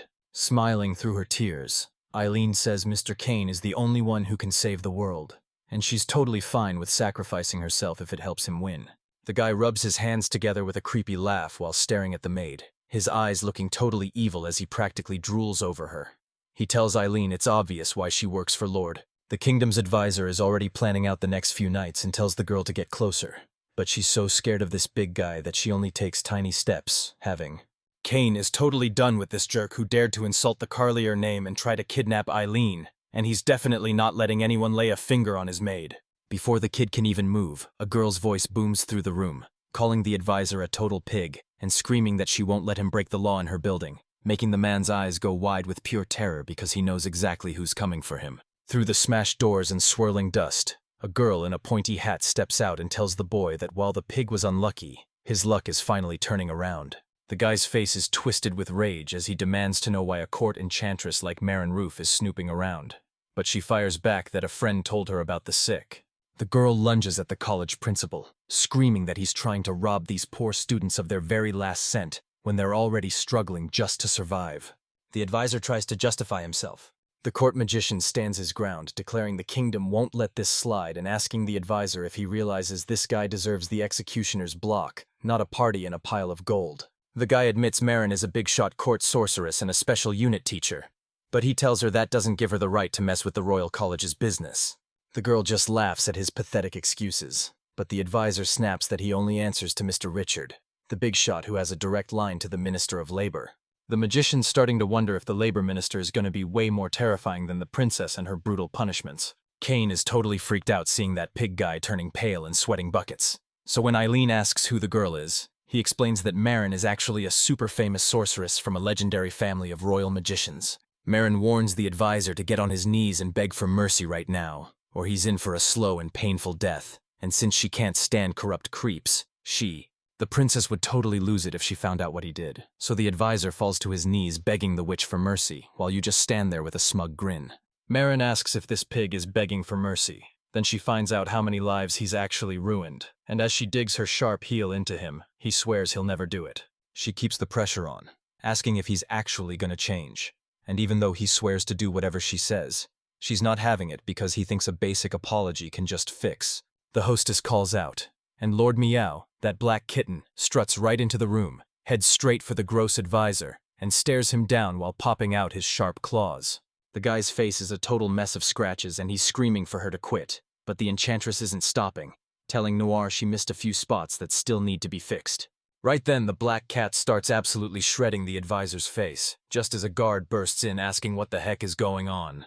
Looking totally unfazed, she tells the guards that Noir caught the crooked official red-handed and invites them to watch the punishment go down. The guards didn't say a word because with Ms. Morin standing right there, everyone was sure the advisor was a total villain, and this completely shocked Kane and the young masters. Back with the enchantress, she asks for a pen and paper, and the guards do exactly what she says. Now she's got the paper in her hands and is checking it out super closely. She slaps the paper onto the passed-out guy's back to get his signature. But since he's already finished, she just tells the guards to drag him out of the office. The captain salutes as his squad grabs the advisor's stretcher and hauls him away, while Marin tells the guards to just handle the rest. Marin, the enchantress, finally waves at Kane with a kitten sitting on her hat, explaining that everything that went down was just her helping little Noir say thank you. The kid was totally shocked to realize he'd actually saved Miss Marin's friend earlier that day by total accident. She hands him the document to pay him back for saving Noir. And the guy is totally hyped because he just got exactly what he needed way easier than he expected. Since they're both fancy nobles, the guy bows and tries to give a big formal introduction, but Marine instantly shuts him down and tells him to skip the boring talk. The enchantress grabs the guy's chin and tells him she knows exactly who he is. Kane, the oldest son of the Carlier family, the hero who saved her friend from being crushed by the Noah family's carriage, and that's all she needs to know. He tries to argue, but Marin shuts him down because she knows how hard he works for his age, and she'd still feel totally in his debt just for saving Eileen in that important paper. The enchantress suddenly thinks he just wants to save the cute maid for himself, and when she points her out, the guy starts shaking and can't even find the words to say. Our hero finally gives up since he knows he can't hide a single thing from Marin, and she totally agrees, bragging that she'll always find the truth before handing over a folded... He asks about the black cat Noir again, and she confirms they're buddies, but warns him that the little guy is way too stuck up to ever approach someone first. Kane literally saved Noir's life, and even though she was super thankful, she was way too shy to actually talk to him, so she just followed the young master around and proved Eileen was totally right about how gentle this animal really is. Moron admits she's seeing Noir in a whole new light, and since baby Kane is clearly a huge fan, the kitty lets out a super happy meow. The guy thanks her and says he's happy to hear that, but then the enchantress drops a total bombshell by asking him out, leaving him to awkwardly explain that he's way too young. As he's tripping over his words trying not to offend her, Marin just laughs it off, telling baby Kane he's way too serious for his age, and that she was only joking around. She checks her pocket watch and realizes she's running late, so she asks Kane to grab dinner sometime, and he's totally down for it. Marin tells them not to worry about that pig because he's going to pay for everything he did, and she's going to make sure of it herself. The enchantress scooped up her little friend and told him she still owed him big time for saving the baby. So she told him to swing by the palace if he ever needed help, and she'd totally... The guy doesn't even have time to blink before she vanishes, and since everything wrapped up way faster than expected, it's already time to head to the next spot. Back at the square, Eileen's pretty shocked Kane managed to charm such an amazing girl, But she says she expected nothing less from a total gentleman like him, which makes Kane super embarrassed as he tries to play it cool and say it was no big deal. Next, our MC and his maid have to drag Jeff out of bed and head straight to the Merchant Guild in the Kingdom of Romulus. Inside the building, the guy runs into Randolph, a merchant he's met before, who says he should have sent a letter so he could have hooked him up with an escort. Standing right in the middle of a crowd of merchants and guests, the kid greets Randolph with a super interesting offer, and Randolph admits the guy definitely knows how to get him hooked. At first, this guy treated him like a total brat, but now he realizes the young master is dead serious and has a real plan, which is exactly what you'd expect from one of the top merchants in the city. Even though he's super late, Randolph finally congratulates Kane on his new job and brings over some gifts from all the single merchants he hooked up with girls from the castle, hoping Kane actually likes them. The merchant was totally ready for the kid to show up, and Kane thanked him for all the awesome gifts he brought. Sitting at the table, the kid skips the small talk since he and Randolph are way too busy and wants to dive straight into the deal. Kane admits that Carly's land is seriously low on cash, so he's heading to the Merchant Guild to ask for a huge donation. Randolph tells the young lord his plan is a total joke because local merchants already own the next 10 years of crops and taxes, so there's no way the guild is going to fund him. The kid straight up tells them he's not helping anymore because he's only there to grab as much cash as he can. The merchant is still totally confused because even if he's tight with the young master, he's a businessman first and he's not about to hand out free cash to anyone. The guy says he's not just handing over the cash, so he has Eileen grab a scroll and hands it over, revealing a tax reduction deal signed by both the advisor and the court magician. The king tells Randolph and the other merchants to take the tax money meant for the capital and give it to people in need. And don't worry, Randolph won't lose any cash. He thinks it's a solid plan to take all that cash stolen by corrupt officials and give it to people who actually need it. But the total is so massive it's honestly kind of crazy. Randolph asks for one night to talk it over with his crew and promises a real answer by morning. So the kid agrees and says he's totally counting on him. The boy says it's time to head out, but Randolph totally panics and begs Lord Kane to stay for at least one cup of tea. The guy shuts him down because he's got no time to waste, but he thanks the merchant and tells him to keep the updates coming. Kane was just about to walk home from the guild, but then a carriage full of his gifts pulled up, so he decided to hitch a ride back instead. Inside the carriage, Yaleen asks if he's really sure he can get money from the guild, but the guy tells her to relax because Randolph is legally forced to pay due to a tax deal, and it'll be way better for him if he just plays along. After that brutal day, Jeff is totally wiped out and just wants to crash for a quick nap. Out of nowhere, Eileen offers to let the young lord use her lap as a pillow, and obviously Kane isn't going to say no to that. He feels a bit bad for taking her up on it, but she promises him she doesn't mind one bit. After a bit, he finally relaxes and passes out, and that gross motion sickness in his head and stomach finally stops bugging him. The next morning back at the mansion, the girl walks into his room to say hi, but even though he looks totally wiped out, he just brushes it off and says he's doing fine. Kane's giving himself just 3 years to pay back every penny, because if he slips up, the Carlier family is going to get swallowed whole by that massive debt and all the crazy interest piling up. Today's the day the boy gets that big news from the Chamber of Commerce, and the girl is hyped because she can see how confident he is. He says confidence comes from putting in the work, but Eileen tells him that's cool, except he's totally burnt out and needs to recover from the last few days. She sets out a massive spread of food and tea, telling him he'll definitely get a growth spurt if he eats it all. But he's not buying it since stuffing your face doesn't actually make you taller. Eileen starts stressing about the future and how Kane will look next to his fiancée, because if he stays this short when he grows up, it's going to be a total disaster. He pouts, wondering why the maid even cares, but since girls don't like short guys, he stuffs a huge piece of bread in his mouth to finally get taller than his grandpa. The girl is super worried about why Mr. Kane is rushing, but he just tells her to be quiet and starts inhaling a massive steak with a whole loaf of bread.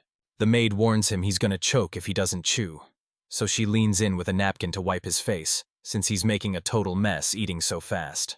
Eileen takes a close look at the little lord and offers to help him fix his messy appearance after the meal. After they finish a massive breakfast, the maid starts brushing his messy hair and tells him he's totally exhausted, and for once, he stops fighting her and admits she's right. He suddenly bumps right into her chest and jumps back, but Eileen just tells Mr. Kane to stop twitching, having no clue why he's acting so weird. The guy stares at his chest, stuck because the maid just woke up a 30-year-old beast inside him. But he can't do anything since she's only 15, and in this body, he's still just 10. After getting all cleaned up, the guy says he wants another nap after eating, and Eileen is totally sure something great will happen once he wakes up. He doesn't even argue, just lays his head on her lap and closes his eyes while she gently rubs his back. A few hours later, Eileen was proven totally right when Randolph showed up at the mansion himself, in a carriage full of locked suitcases of cash, exactly like Kane expected. The maid is totally stoked because, just like Mr. Kane promised, this cash is gonna save the whole village, and everything is going exactly according to plan. The guy looks at his maid and tells her this wasn't just him being cocky, it was the only way things could have played out. Eileen is totally confused, but he explains he got all this cash because he set the whole plan in motion with documents in the capital way before his crew even arrived. Randolph wants to be the new boss of the Merchant Guild, but he's up against a pro who's been running things for 30 years. It's going to be a tough fight. Now he's going to be seen as the hero who saved the Carlier lands, and once word hits the capital, he'll be the top pick to lead the guild. Grayson and the other maids Kane married off to powerful capital big shots are going to leak these rumors to all the merchants, and Kane's already sent Jeff to meet them and deliver the news in person. Eileen asks if Grace and the maids left to save the family lands, but the young master says they were actually just worried about losing their easy lives, so they're doing him a small favor. Kane slapped the Randolph family crest right on the donation carriage for everyone to see, and now the whole kingdom is treating Randolph like a total legend. The moon had vanished and the sky was pitch black as the merchant sat there with his drink, realizing this young guy was way too impressive to ever be seen as just a kid again.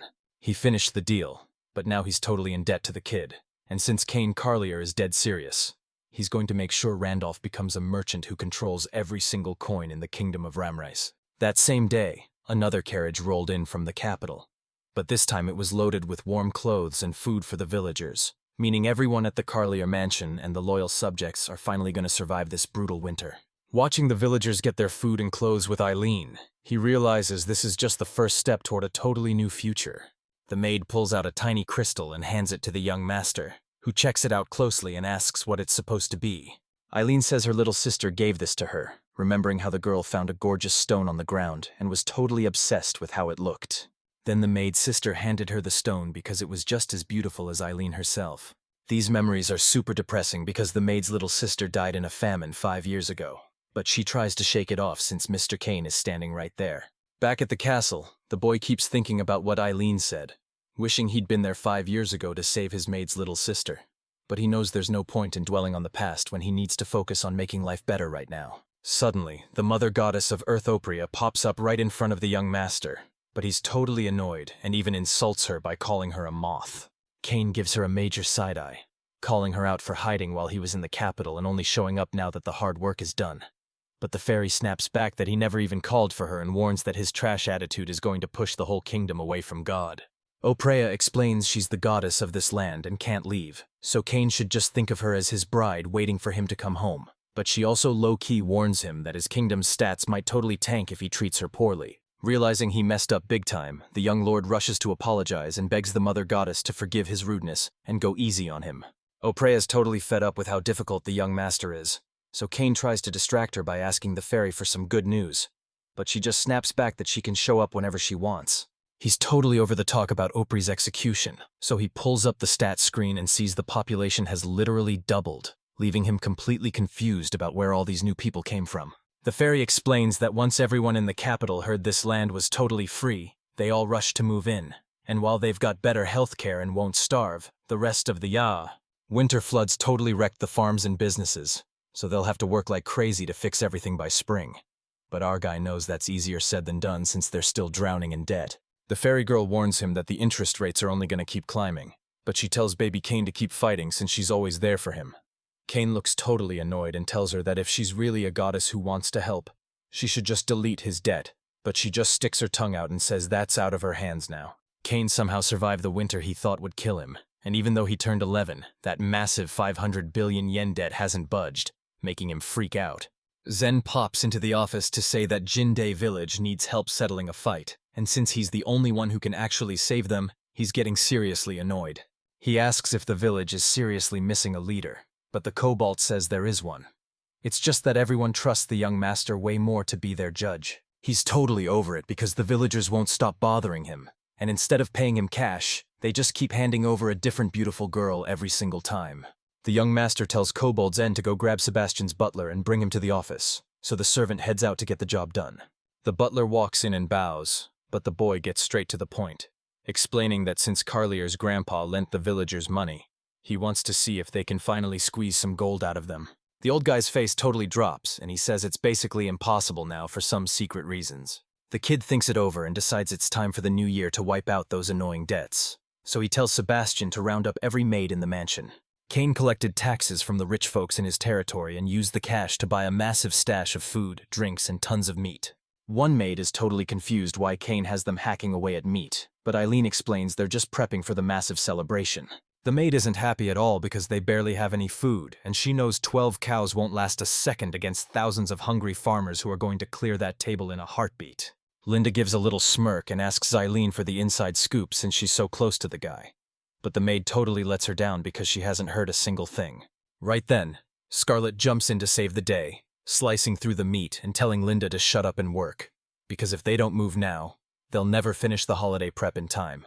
Another maid hauls a giant slab of meat past the door, while a girl stands there, thinking about how she heard the Lord actually lent money to the nearby villages. Catherine was the only one who didn't have a clue, and she was totally shocked when the other maids just told her to stop yapping, grab a knife, and get back to work. Catherine asks to borrow some cash from the Lord, but a maid shuts her down, saying only people who can't even grow food do that, and her plan is totally brainless.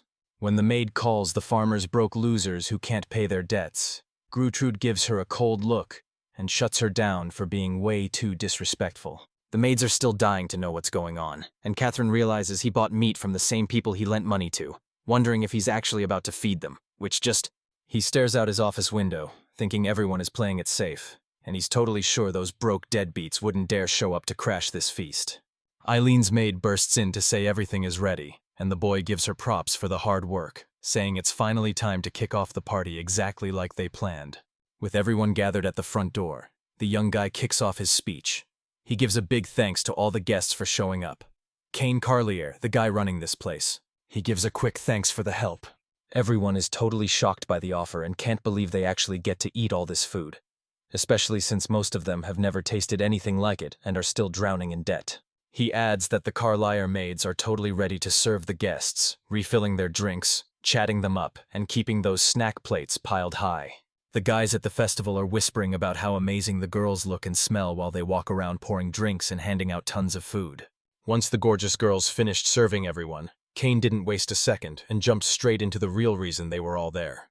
Inside the office, the kid corners one of the guests about the money he owes, but the guy starts tripping and making excuses, saying he can only cover the interest because he's got 8 mouths to. Laughing to himself, the guy pulls a sneaky move and acts like a total bro paying back a favor for his huge family. Then he even offers to hook the neighbor up with extra meat.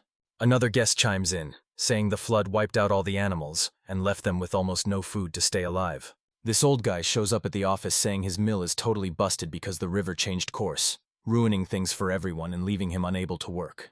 Cain hears everyone out and splits them into 2 groups.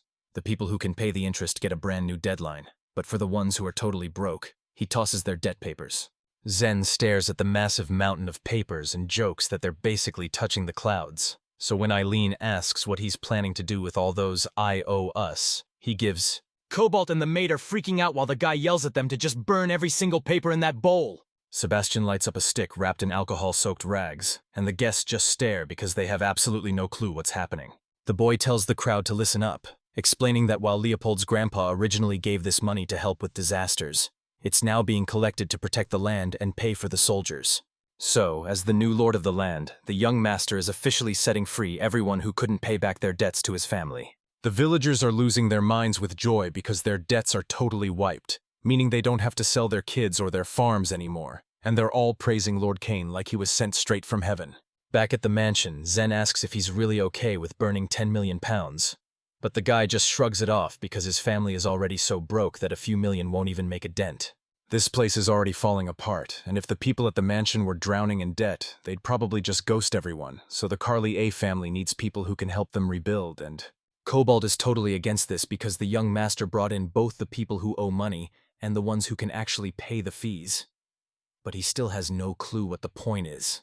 Cain explains there's a method to his madness, saying he had to get everyone together because people lose their minds if they're left out of a money deal, and secretly forgiving some debts would. This guy totally won everyone over with his speech for the Lord, and after feeding the guests, he got them to drop their guard and admit how much money they actually had left.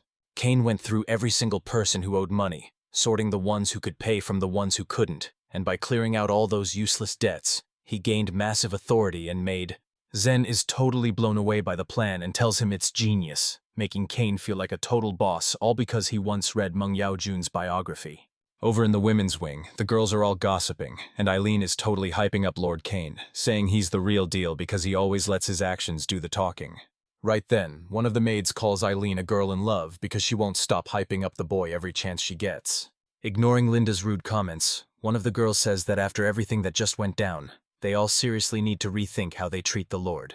The farmers owed the young master a ton of money, but he totally let the debt slide and proved he's a real one, making the girls feel pretty bad for ever doubting him. Suddenly, all eyes are on Eileen as this girl corners her, shouting that she can't just keep a great guy like Kane all to herself, and she demands the maid take the whole. Meanwhile, the young noble is finally kicking back in his office chair, totally relieved to have some peace and quiet without that annoying hallucination buzzing in his ear. Suddenly, the fairy Opriya pops up right in front of him to prove she's definitely not a hallucination. She claims she's actually his soulmate and the mother goddess of the. The winged girl keeps laughing and teasing him about his crush, but he totally shuts her down and demands to see the screen. So even though Opriya is super annoyed by his lack of romance, after everything that just went down, people are finally starting to believe in him, with his faith jumping from 56 to 65, and his reputation skyrocketing from 48 to 68. The fairy is totally sure that Kane's popularity is just gonna keep blowing up every year until he's the greatest lord anyone's ever seen. The young lord checks the stats and says it all looks great, but then he asks why the healthcare system is totally crashing. Opriya explains that Kane isn't the problem. It's actually those bandits in the West who have been going crazy with raids since the year started. Once he gets what's happening, the guy decides to check out the bodies too, but the ferryman asks him one more time if he's actually serious. Suddenly, the debt blows up to a massive 43 million pounds, and our guy is totally lost on how it even got that high. Even the fairy girl is stumped because she can't track the history or see if the debt ever went down. All she can see is that insane final total. The kid tells the little creature to beat it, but she's got a surprise for him, so Opriya plants a big kiss on his cheek as a reward and vanishes into thin air. Right as he's catching his breath from that surprise kiss, a knock hits the door and it's Eileen asking if she can come in. She walks into the office with the whole squad of girls, and the maid apologizes for barging in, saying they were so touched by the young lord's kindness that they just had to come thank him in person. He totally gets the situation once he sees Eileen's best friends there, so he thanks everyone for their hard work and tells them they absolutely crushed it today. Wait, I must ensure no prefixes. Scarlet smiles at the sweet talk and says their work is nothing compared to what young Mr. Kane has pulled off, promising the Carlier maids will do everything they can to make their lives way easier. Kay thanks Scarlet by name for her big goals, thinking she's super full of life, and when she's shocked he even knows her, he just says everyone in this mansion is like family to him. Catherine's rocking golden curls, Gertrude's got long, silky black hair, and Frances has a short brown cut, but baby Jemmy totally stands out from the rest with those glowing blue eyes. Eileen is blown away that such a busy guy remembers every girl in the mansion, especially since he even knows Linda, the one person everyone else always forgets. That description felt totally brutal to her, especially since everyone still remembers her face and knows exactly who she is. The dude keeps yapping about how the holiday was a total blast thanks to the girls' hard work and tells them they can have any reward they want, but he can't actually pay them yet because the whole area is going through a massive money crisis. Scarlet steps up with a huge request and asks if she can say it, but Eileen tries to shut her down because she knows exactly what's coming next. He says everything is totally ready and he'll do whatever she wants, so Scarlet finally asks for a hug as her reward. The kid doesn't dare say no, so he ends up with his face buried right in her chest, and while he's not exactly hating it, he's totally dying of embarrassment. And honestly, the girls are just as red-faced as he is. The rest of the girls are super salty and think Scarlet is being totally unfair. But Frances is just over there grinning because she thinks the drama is hilarious and wants a hug too. Gertrude is totally embarrassed, but she still wants a hug, so she marches right up to the young master while he tries to get everyone to form a line. But honestly, nobody is even listening to. Once he finally breaks free from the hugs, he stops the pretty maids and asks if this whole scene looks totally weird to them. Inside the maid's room, the girls are all gossiping about the young master, gushing over how he's totally adorable and actually super dependable. Frances was shocked that Scarlet actually asked Lord for a hug, and he teased her about how the guy totally stole her heart. One girl nervously told Scarlet she shouldn't be so rude to Mr. Kane, but Scarlet snapped back that she wasn't the only one who liked having him around. Footsteps echoed down the hall, and the girls went dead silent because they recognized that walk anywhere. Sebastian was just standing there in the doorway, looking as sharp as ever and silently waiting for someone to explain what was going on. The head maid stepped up and gave Sebastian a deep bow, her whole crew following her lead as the entire room went dead silent. He leaned in and asked what they were even doing in the guy's office, which totally caught the maid off guard. The girl blushed and explained they just wanted to thank the Lord for being so kind, and even though the butler looked totally suspicious, he let it slide. Before he left, he gave a sharp order for everyone to keep it down in the hallway, and the whole crew agreed instantly. 2 weeks have passed since the debt was cleared, and the young lord realizes that to fix his land, he has to dig into its history to find the root of all the trouble. Kane was chilling in his office thinking about how Zen was totally drowning in library work, so he decided to find him some help, and right then, someone knocked on the door and he told them. Sebastian stood right in the office doorway, sounding super rattled as he apologized to the young master for barging in. The young lord looked up nervously, asking his butler why he was in such a massive rush to see him. Sebastian said yes, calmly explaining that bandits were swarming Western Boulay and the general needed Kion to send in more troops. The young lord finally realized his uncle isn't handling the outside drama anymore, and since he's the boss now, he's the one who has to step up and deal with the wars. Kane remembered Oprea warning him about these bandits 2 weeks ago, saying they're the reason medical care is basically disappearing, and if they don't stop them now, the whole system is going to crash for good. He figures out there are 4,000 soldiers total, with 2,000 of them packed into the center, and asks Sebastian if just 300 guys can actually hold. The butler hyped him up, confirming the young lord was spot on, and that they had way more than enough. The lord signed the order and handed it to Sebastian, telling him to send 300 soldiers and a ton of supplies to the west, and the butler accepted the mission right away. Keanu is dead broke and can't afford to hire new soldiers right now, but if things get any worse, the people in the entire kingdom are going to suffer big time. The young lord realized his grandpa used to lead a squad of absolute beasts, but now they're all way too old to actually do anything. Everyone else bailed the second that jerk took over the land, and while the guy was fuming about how much he hated his dad, Kane realized this messed up seal had completely wrecked his life.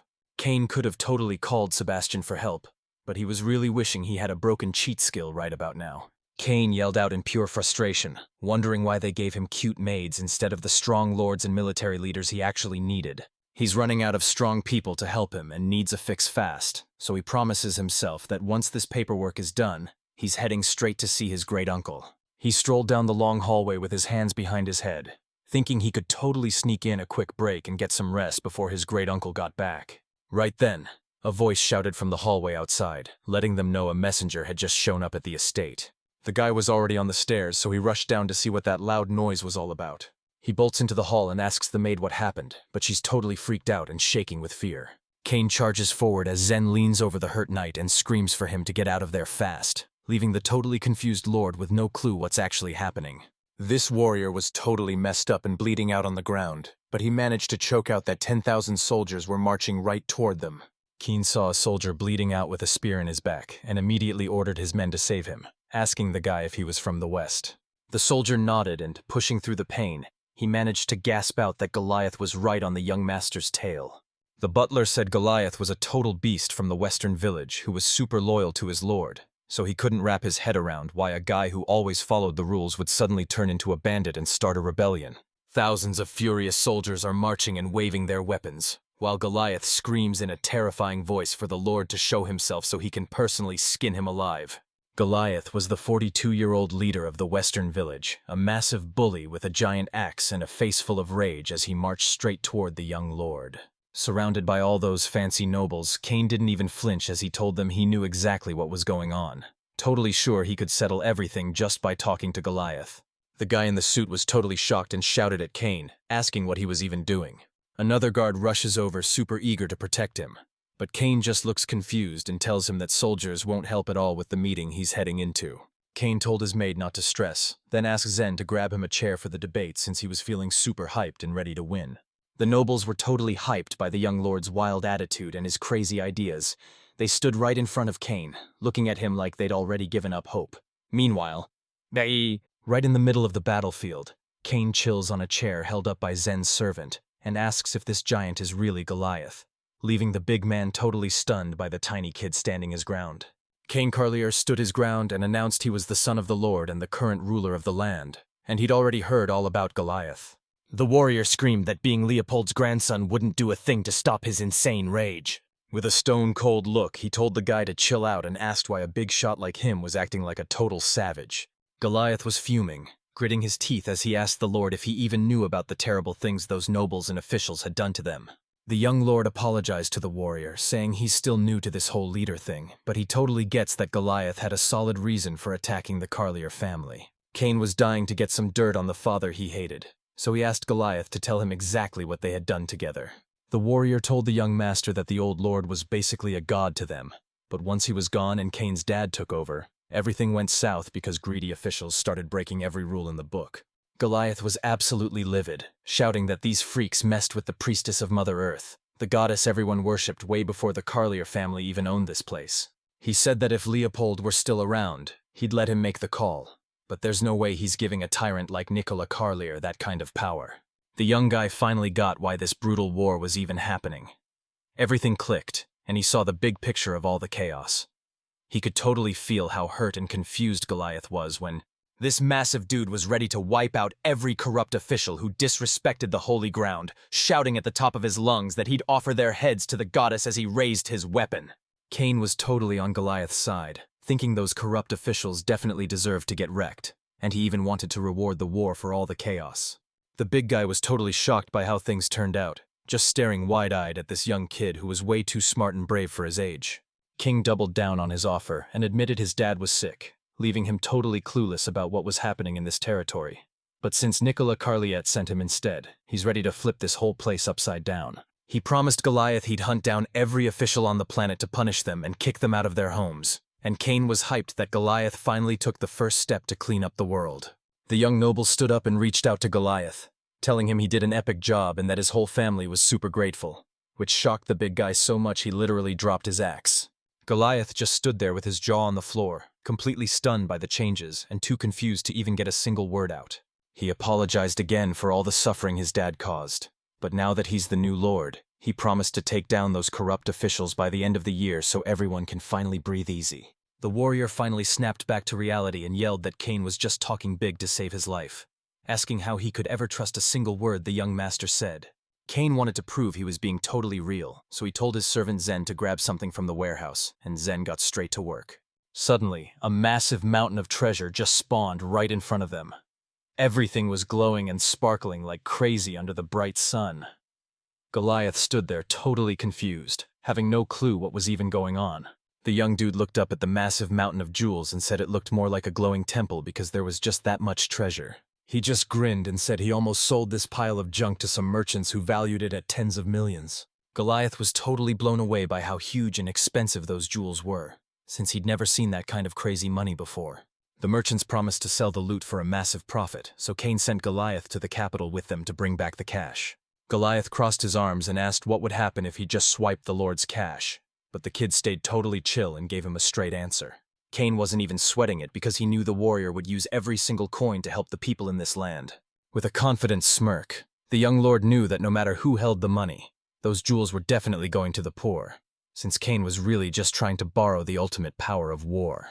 The warrior was totally blown away by the kid's moves, even if he thought the guy acted a bit girly, but after seeing how kind the young lord was, Goliath knew for a fact that Guru Rai was one of his soldiers, and since they were basically brothers, they talked it over and decided to put all their faith in the new lord without a second thought. Goliath and Cain shook hands to seal the deal, trusting that they'd both stay true to their word. Goliath shouted out the lord's big plan. Everyone and their soldiers are going to escort the merchants to the capital, make a massive pile of cash, and then head straight back home. The maids all huddled by the front door, whispering in total shock and panicking, while that mocking laughter from the street made them feel completely defeated. The butler finally breathed a huge sigh of relief after Cain handled the entire army, and one soldier was literally in tears over how smart and talented the young lord was. Scarlet thinks they still have a ton of work to do to be top-tier maids, but the others are just hyped about how awesome Lord Cain is. In just a few hours, Goliath's crew hauled all that cash straight back to the Carlier mansion. Cain met the army with a huge smile, gave Goliath a personal shout-out, and then asked how everything was looking back on their lands. The warrior broke down how terrifying things were getting, especially in the areas where bandits were totally running wild. Everything finally clicked for the guy, and he said he knew exactly how to handle this. making the warrior ask what he was even talking about. There's no way to tell Goliath that his land has turned into a total hellhole where monsters are constantly trying to break out, and there just aren't enough strong fighters left to stop them. Cain heard the warrior was super loyal to the Carliers and paid taxes to the grandpa for ages. But Goliath's family ruined that bond, and now the young guy feels totally crushed about. The young noble kept talking, and since he knew Goliath really cared about this land and its people, he decided to give away all the gold the soldiers brought from the capital on behalf of the Carlier family. He told him to take the cash, gear up, and lead a massive army to finally wipe out all the bandits in their land. The warrior was completely blown away that the Lord was actually trusting him with such a massive job. Cain was totally stunned and asked if Goliath was actually cool with the plan. But the warrior just knelt down in respect and said he didn't care about the money one bit. The big guy was getting all choked up, but he was actually just super thankful to the young dude for everything. Goliath finally lost it and started bawling his eyes out. He told them there was no way he could turn down a deal that good. He already knew exactly what he was going to do with all that cash. Our fighter was totally hyped, knowing this cash would let him crush those punks and finally give every struggling person a warm meal and a place to stay. The Lord was actually stoked, so he flashed a friendly grin and reached out his hand to tell his general to finally stand up. Cain ordered Goliath and his crew to hand over their weapons, but the gear they brought looked like a total pile of junk. The Lord took one look at the weapon and knew it was totally useless for winning a fight, so he decided to melt the blades down and forge them into something brand new. The soldiers were all whispering in total confusion because nobody had a clue what the young master was about to do. Goliath's best friend was totally doubting the Lord's moves, but Goliath himself had zero worries and kept his eyes glued to Cain.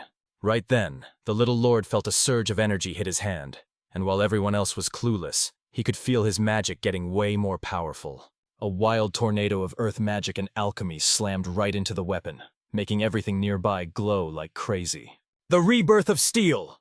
the Lord screamed as a massive whirlwind wrapped around his weapons, and right then, Goliath realized he had no idea how strong this kid actually was. In a total flash, a pile of shiny new weapons appeared right in front of the soldiers, and Goliath, still clutching his cane, realized this kid had just restored dozens of guns too. Even though he was totally wiped out, the young master kept his word and rewarded his men, making one warrior burst into tears because he couldn't believe how awesome his leader was. As the soldiers grabbed their gear, those rusty old swords were nowhere to be seen, and they knew right then that following Lord Cain was the best move they ever made. Totally wiped out, he collapsed in Goliath's arms and begged to see Sebastian, but the big guy told him he was already heading straight to the estate. The butler was already at the door looking super worried, so Goliath told him the young master was totally wiped out, and the butler rushed off to find Jeff and Eileen. Out of nowhere, Jeff's maid and a loyal soldier popped up behind the butler and immediately dragged the young master back to his room just like they were told. Right then, the butler greets Goliath and brings up how long it's been. But the stressed-out warrior admits he should have visited way earlier instead of meeting like this. It didn't even matter what kind of shape the Lord was in, because his loyal followers were already rushing him off to their rooms. Using crazy alchemy and knowledge from his past lives, 11-year-old King Carly managed to gather 10,000 soldiers, but the real fight was still waiting for Cain up ahead. The Carlier Mansion's garden turned into a massive base for 10,000 Goliath soldiers, and every year they just kept piling in more and more supplies. The young lord and Zen looked out the window at the garden, noticing it was way more lively now that everyone knows how insane Cain's powers really are. The young lord told Zen he was totally overhyping him since the weapon was already shaped and easy to fix. But Zen just couldn't get over how humble the guy was being. The servant saw Kaina being super nice to the soldiers by sharing his food, and remembering an old legend that real heroes feed the hungry, he shyly agreed with Shin. Out of nowhere, the butler popped up right behind Cain and gave him a quick signal. The butler stayed super chill like always and asked the young lord for just a second of his time. Kyle just laughed it off and said it was no biggie, but they should really finish this talk in his office. The young lord sat back and crossed his arms, asking the butler what he wanted since he probably just wanted to know if he was heading to the capital. Cain straight up asked the butler why he was dodging him, saying he'd noticed the weird behavior from the moment he stepped into the mansion. The butler was totally blown away by how fast and perfectly the lord was figuring everything out. Cain winked and told him that alchemists can see right through people, which is exactly how he knew the butler was hiding a massive secret the entire time. The servants were losing their minds that he actually got caught, and the look on his face proved the young alchemist's theory was 100% right. The guy laughed and told them not to take him so seriously, then gave the servant props for working so hard for his grandpa. The butler stood right in front of the seated lord. then crossed his arms and asked if he was seriously trying to mess with him. Kale just smiled and promised he wouldn't make fun of anyone, but the butler was already waiting for the Lord to chicken out and ditch the whole place. The butler was totally stumped again, left completely speechless because the young Lord's guesses were just way too accurate. Kane kept rambling about his past and where he came from, explaining how his dad was super sick, his grandpa was dead, and his great-uncle was just way too old to do his job anymore. Kane was totally shocked and asked what would happen to this place if he escaped, and the butler honestly told him that while he didn't care at first, he's finally had a change of heart after all this time. Kane was totally pumped as he announced he was paying off the massive debt, saving the entire land and all the people with their dogs. He knew that the only way to actually lead his people and run the land was to get the economy moving first. Kane knew some people hated money and claimed it ruined your soul, but he didn't think they were saints. He thought they were just total idiots. Lord knew that money could be a total blessing or a complete nightmare. It all just depends on what people decide to do with it. Everyone is ready to go to war over the gold in their pockets. Kane flipped a coin and told them straight up that their lives literally depend on money. Kane explains that money is just a mirror showing who a person really is, and right as he says it, he catches a falling coin perfectly on his finger. The boy stared right at his butler and asked if Sebastian would still have his back through every single choice he made. The young master just wanted to use the cash to help people and live his best life. But the butler hung his head, realizing he'd totally messed up and feeling super guilty about it. The servant saw how trashed the land was and didn't want the young master wasting his best years fixing a dump. But it was honestly super selfish of him to make that choice for the guy. The servant dropped to his knees and begged for forgiveness for acting on his own, but the young lord just told the old man he wasn't even mad. Kane sat on the edge of his desk with a friendly grin, trying to play it cool by saying he's still just a young guy who needs the older folks to show him the ropes. Kane was really crossing his fingers that the old guy would say yes, and after a handshake made the job official. The butler reminded him that they had a big day ahead tomorrow. The young master thanked Sebastian with his usual energy and told him he's definitely counting on him to have his back. It was late, and Kane was already drifting off, when his door suddenly creaked open, and he heard Eileen's voice. He was just lying there, half awake, wondering why she showed up so late, since Sebastian definitely wouldn't have sent her back to his room for night duty. Suddenly, he hears her behind him, begging for forgiveness and saying she had no choice, but he just smirks, thinking this is a fun new twist and staying ready for anything. She held the cloth up high and tried to grab the guy, yelling at him to just stop. The young master easily dodged the falling maid with his usual quick reflexes and sarcastically asked her what she thought she was doing. Totally panicked and embarrassed, the maid blurted out that Catherine told her this was the best way to help the Lord. Kane gets all weird and asks if she knows that even if she kidnaps him, she's still gonna get busted in the end. He's officially heading out tomorrow to settle those riots, but he's staying off the front lines and bringing Goliath, Jeff, and the other knights along for protection. Eileen refused to stay behind, insisting that the Lord needed someone there to look after him and take care of him. Kane was totally freaked out and told her she couldn't stay because she'd just get snatched by enemies or something even worse. She leaned in close, begging him to let her tag along, but he just backed away and told her a battlefield is no place for her, so it's a hard no. Iliane kept pestering him about being scared to travel alone, and honestly, he'd be totally lying if he said he wasn't a little freaked out. He got super serious and told them that if they kept letting those bandits run wild, everyone was in big trouble, and there was no way he'd let that happen. The maid finally figured it all out and lunged at the Lord, basically choking him out so he couldn't even try to resist. Eileen just wouldn't quit because she was terrified for the Lord, feeling like her heart would stop if he left and never came back. He looked at her with a kind smile and promised he wasn't going to die there, telling her over and over to just stay calm. He saw the pure terror in her eyes and totally blanked, only managing to tell her he'd never lie and she could actually trust him. Kane kissed Eileen to show he cared and made her promise to wait for him, but even though she agreed, she was still totally terrified for her young lord. Eileen tried to speak up, but the Lord totally shut her down, reminding her that she made a promise and now she has to stick to it. The maid thought it over and, looking super shy, said she just really wanted to be useful to him. Kane would have asked for something way different if he were older, but since he's still a kid, he just asks to take a nap on her lap. Eileen was totally down to help out, so she told Kane he could use her lap as a pillow for as long as he wanted. The next morning, Kane hits up the nearby villages, gives a hype speech about being a hero for the poor, and recruits anyone who can fight while sending everyone else back to the mansion. Now that Goliath was officially the general, he rounded up 300 more soldiers who were totally ready to jump into the action. Right now, the Carlier lands are falling into total chaos. It's all because bandits are running wild and villages in the northwest are starting to revolt. Except for the east, riots are breaking out. Just then, Carlyle's squad got some serious backup that Sebastian spent all night gathering. A bunch of legendary old-school warriors who used to serve the grandfather.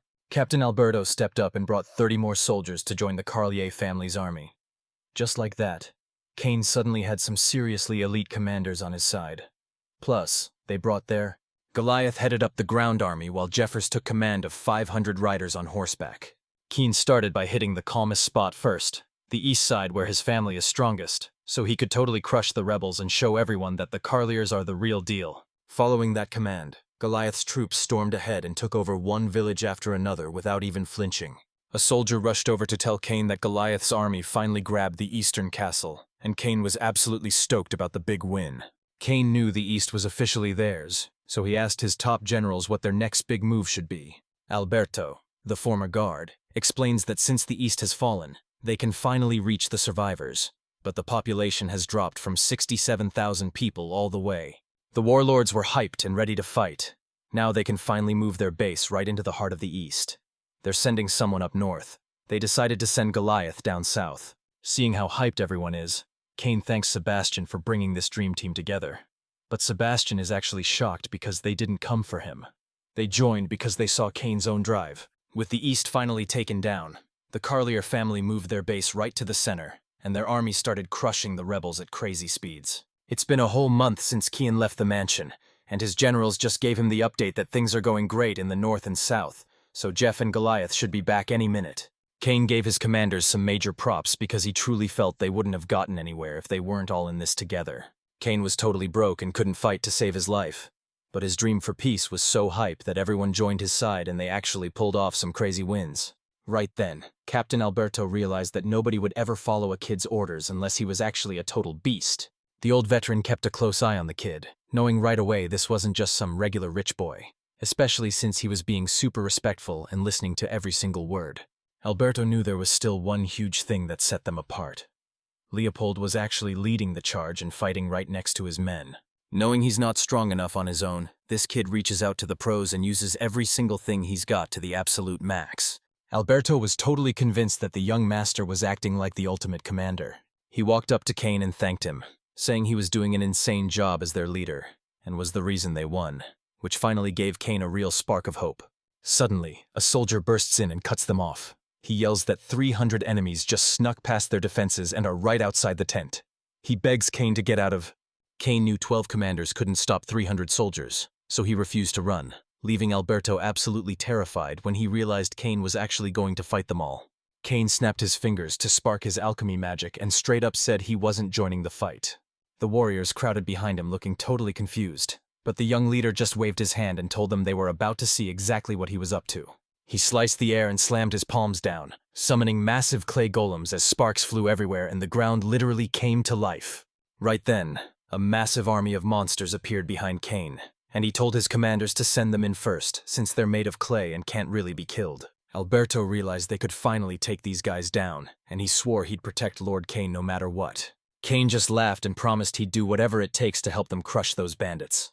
Kane was totally shocked at how huge his golems had become, wondering if that weapon trick actually leveled up his alchemy.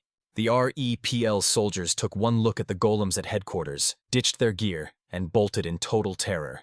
The Carlier warriors were already geared up for war and waiting for them at the edge of the forest, exactly where Kane told them to be. These brave warriors fought side by side and totally crushed the enemy's resistance in no time. As they clashed, the commanders realized their enemies were moving in slow motion and fought like total noobs. Alberto made it clear that anyone who dared to attack the young lord was going to get absolutely zero mercy. Commander Alberto got a crazy adrenaline rush that felt just like a battle from 20 years ago, and he charged forward, swinging his sword through the air. The warrior knew these idiots could have actually won if they just ran a different way. But they fell right into the trap exactly like Lord Kane predicted. Alberto thought about his grandson, who was the same age as the young lord, and he couldn't wrap his head around how a kid could be this smart. His own grandkid was nothing like this guy. Just then, some huge news dropped that Jeff's riders had the entire north on total lockdown. Kane got word that at noon, the top commanders were heading to headquarters to brag about their wins, while Goliath's army already had the south totally locked down. This news got everyone totally hyped, but Alberta knew they still had one massive hurdle left, the final showdown with the west. Kane gave a massive shout-out to everyone for being total legends in the fight. But Alberto was way too humble and insisted he didn't deserve any of the credit or the reward. Inside the tent, Kane and Zen are talking, and Zen is super confused why the young lord is hanging out in such a total dump. Kane is completely wiped from the fight, so he tells Zen he can just head back to the mansion if he can't handle it here. Zen's loud crying echoed through the whole camp because he was stressing over the lord's rough life, but he refused to leave his side and wanted to stay as long as he could. King wasn't about to die today, and since luck was totally on their side, he was feeling super hyped and positive. Zen kept yapping about how 20,000 soldiers was way too risky for a fight with the West. But Kane shut him down by pointing out they actually had a massive army of elite warriors. Jeff even admitted that Sebastian is way stronger than him, so they can totally count on his power if things get dangerous. Kane noticed something even bigger. His army has the better ground and way more soldiers, which is a massive deal when you're at war. The Lord warned them to always be ready for soldiers to tuck tail and run, a thought Zen finished for him since he remembered it from the day they first arrived. It was totally true, and he just couldn't understand them because these guys were just regular farmers with zero training who really should have been ready for things to end badly.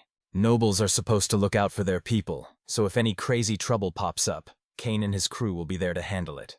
Zen started stressing out again, realizing Kane's powers didn't just stop at those tent meetings. Kane really didn't want to be there. But since he was stuck, he just kept venting to Zen, while Zen thought the Lord looked exactly like his old carefree young master. Zen asked if taking down the West meant the fight was finally over, and Kane totally agreed, saying those lands are the biggest nightmare to conquer. Kane knew exactly where Count Palladium's army was hiding out in the western lands. The Count tricked the Westerners into thinking he was taking over the Carlier lands just to save them from the Lord's bullying, while Kane's massive army of regular farmers held down the north, south, and east. The Count's got a massive army of 20,000 soldiers, so even if Kane's squad surrounded them, they'd end up losing way too many people. The young lord tried to play nice and asked for peace, but Count Palladium just totally ignored him like everyone expected. A massive showdown was bound to happen, and if Kane's army didn't crush the West, they'd never be able to change these lands.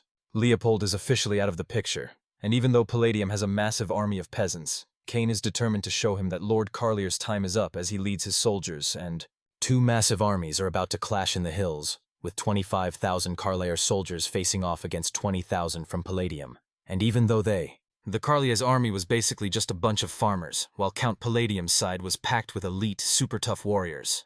Lord Kane knew there was a real chance he'd lose this fight, and the thought of it was seriously messing with his head. Goliath's army actually crushed it, and even though he's just a young kid, he's ready to fight these monsters to the death to get his home back. He kept ordering his men to charge ahead no matter what, and it was only because these regular village guys refused to quit and stuck together that they actually made it this far. Jeff knew these new enemies were way deadlier than the last ones, and against battle-hardened pros like this, they weren't going to survive for long. Alberto kept telling the young master that even though Jeff was doing great, they wouldn't stand a chance if the fight dragged on too long. Kane knew breaking into the Count's land was going to be a total nightmare, so he decided they needed Goliath's heavy hitters and sent the Marines straight to Jeff. Looking totally serious, the guy demanded they bring Geary to him so he could finally talk through his big decision. This huge, tough guy with a scar right on his face actually made me laugh when he took the mission. Kane sent Goliath's ground troops to back up Jeff's squad and get them hyped for the fight, while the younger brother Gurai headed out to scout every village where the enemy was laying low. Kane wanted to crush their spirits and make them lose all hope of winning. But things didn't go according to plan at all. The Count was totally furious and spent a fortune rebuilding his army The young master just found out 20,000 more enemies are joining the fight, and he's totally shocked and losing his mind. He knew Count Palladium was never going to quit, so he rounded up his crew to wipe out the entire enemy army in one massive showdown. Kane wasn't about to just sit around, because he was totally fired up to make that Count regret everything he did. As backup rushed to help Kane's army, Goliath's soldiers slammed right into them and started smashing through their lines like it was nothing. Goliath swung his axe with total confidence, unleashing every bit of his insane strength right at the enemy without holding back. The gang surrounded him from every side, but as the horsemen charged in, Goliath went totally wild and dodged every single weapon they swung at him. Kane's whole army knew the enemy was a total beast, so they went full power and used every single trick they'd ever learned in battle. Seeing Goliath pick up the scent got everyone so hyped for the win that they all charged straight into the fight. Jeff and the old guy locked down both sides of the field, moving in total sync while blowing back every single enemy attack. Kanyu kept barking out orders as the enemy started losing ground, and seeing that his 40,000 soldiers were still hyped to fight, he told them to keep pushing until the enemy Kane's plan was to herd the whole army into a massive cage of spiked barricades that took 3 whole days of hard work to build. Kane blocked every exit with golems to mess with the soldiers, leaving half the council's army totally lost and freaking out. Kane told Goliath that there's only one fight left, and if they crush the enemy's spirit, the war ends and they can finally head back home.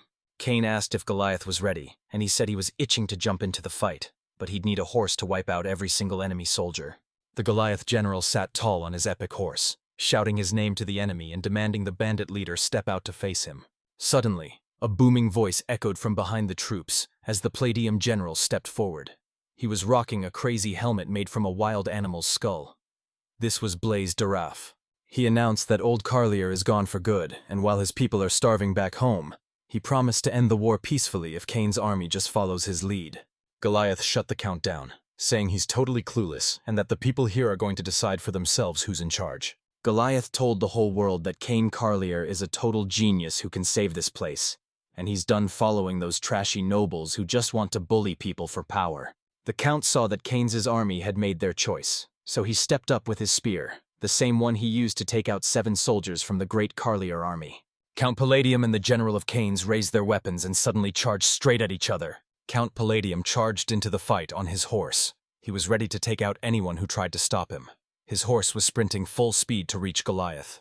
Goliath was just as fired up and ready to go, suddenly spurring his horse forward to show the world that regular peasants are actually total beasts. The whole earth was shaking from the pure chaos of these 2 wars.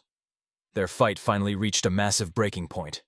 Goliath moved with total precision and landed a perfect hit on his enemy. Blazdaraf was totally stunned that he got wrecked in just 1 hit. He was barely hanging on, still trying to process what he did wrong.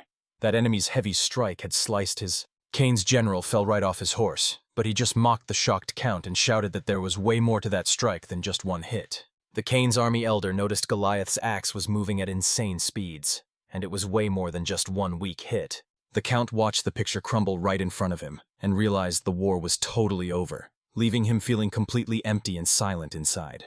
Goliath shouted at the top of his lungs that he'd just crushed Count Palladium's top general, Blaze Daraf, and dared anyone who wanted revenge to step up and try him. The Count's whole army was totally shocked when Palladium lost, and they were way too scared to face Goliath's insane power, because they knew if their leader couldn't stop him, they didn't. Kane was hyped that taking out the general totally terrified the enemy, but even though the soldiers looked ready to quit, Alberto knew a new leader could make them dangerous all over again.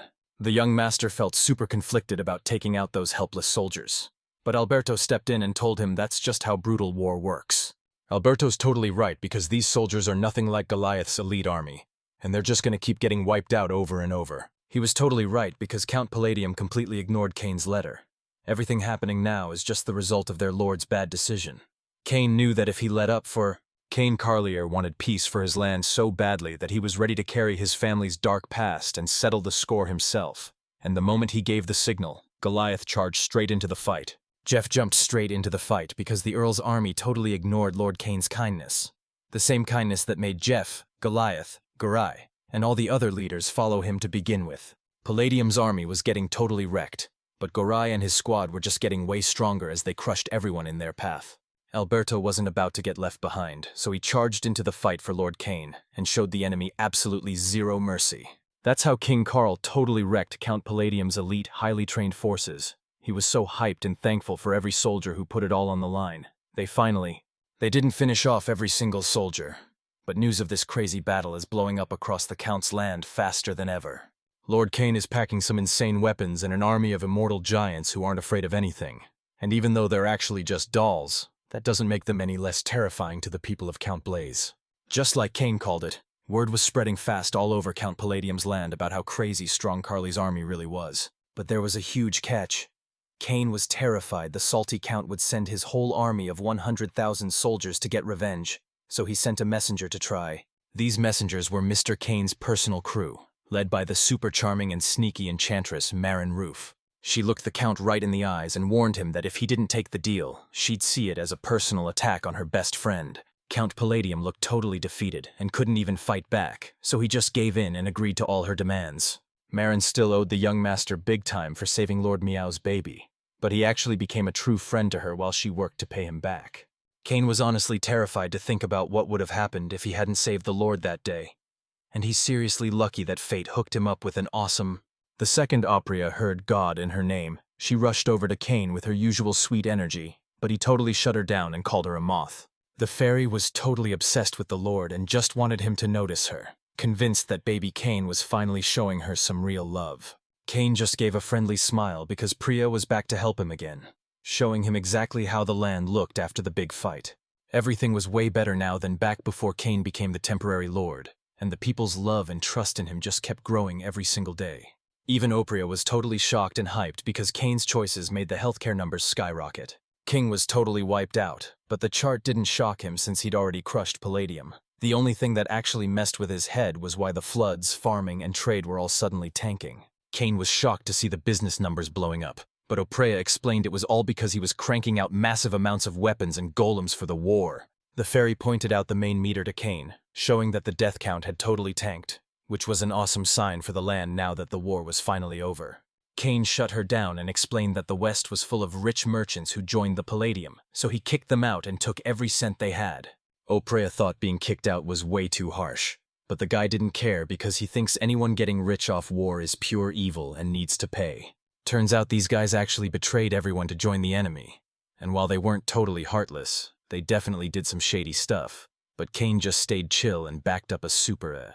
The young lord couldn't help but wonder what would have happened if he'd just made them dump all that cash into the vault right away. Cain didn't feel bad for long because he knew this was total payback, and since they tried to get rich by helping the enemy, he was going to use their cash to clear his own debt. Opria was totally crushed by those words, but since Cain wasn't exactly a nice guy, she begged him to stop being so mean to everyone.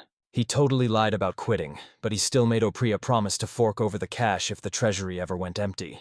Cain was already totally wiped from all those fights, and just dealing with Opriat was draining the last of his energy. Suddenly, someone knocks on Cain's tent, and it's a mysterious stranger covered head to toe who apologizes for the late hour and asks if the young lord is still awake.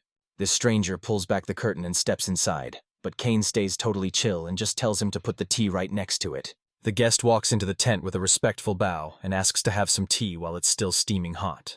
Cain looked at this skinny kid with the squeaky voice and asked about the sugar, but the guest just said he'd already mixed it in so the lord wouldn't have to stress. Cain whipped out his weapon in a total blur and told the guy he messed up big time, because he definitely doesn't take sugar in his tea. This stranger whips out his swords and drops into a fighting stance, with only his sharp eyes peeking out from under his robe. Cain leaped into the air to dodge the hit, totally confused why this random guy was attacking him when he didn't even have a weapon. The stranger wiped out everything on the table with one crazy swing, leaving Cain totally defenseless with nothing but a book in his hands. That book showed up at the perfect moment to block a lethal sword strike from his super-skilled opponent. If this kid knew he was about to get wrecked, he definitely would have bought that jujitsu book when it was on sale in his last life. Opria suddenly popped out of nowhere to protect baby Cain, and the stranger had absolutely no clue what this tiny flying thing was as it charged at him with everything it had. She whipped her wings around and totally stunned the guy attacking Cain, leaving him struggling just to block her light strikes. Cain realized this mercenary could see the same things he did, and he knew that using Oprah in this whole mess was his only real shot at surviving. It's time for some equivalent exchange because once you master alchemy, you basically control everything. Cain managed to remake the sword, and now the fight is finally even since he's got a way better shot at winning with it. While Cain was remaking his weapon, he accidentally knocked over some candles and set his tent on fire, making everyone nearby freak out and rush to help him. Zen rushed over just as a soldier burst into the tent to see what the chaos was about, and Cain quickly explained that a mercenary had broken in. But since he finally had a weapon, the guy was totally cornered.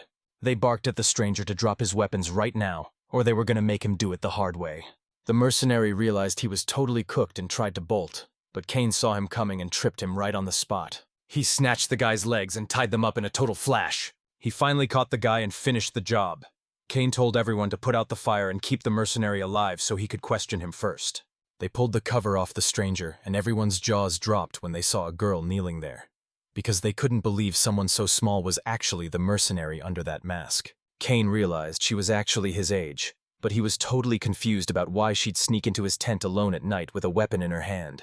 The girl screamed through her tears, blaming Cain for everything because he's the one who ruined her company, Lafayette, and kicked everyone into exile.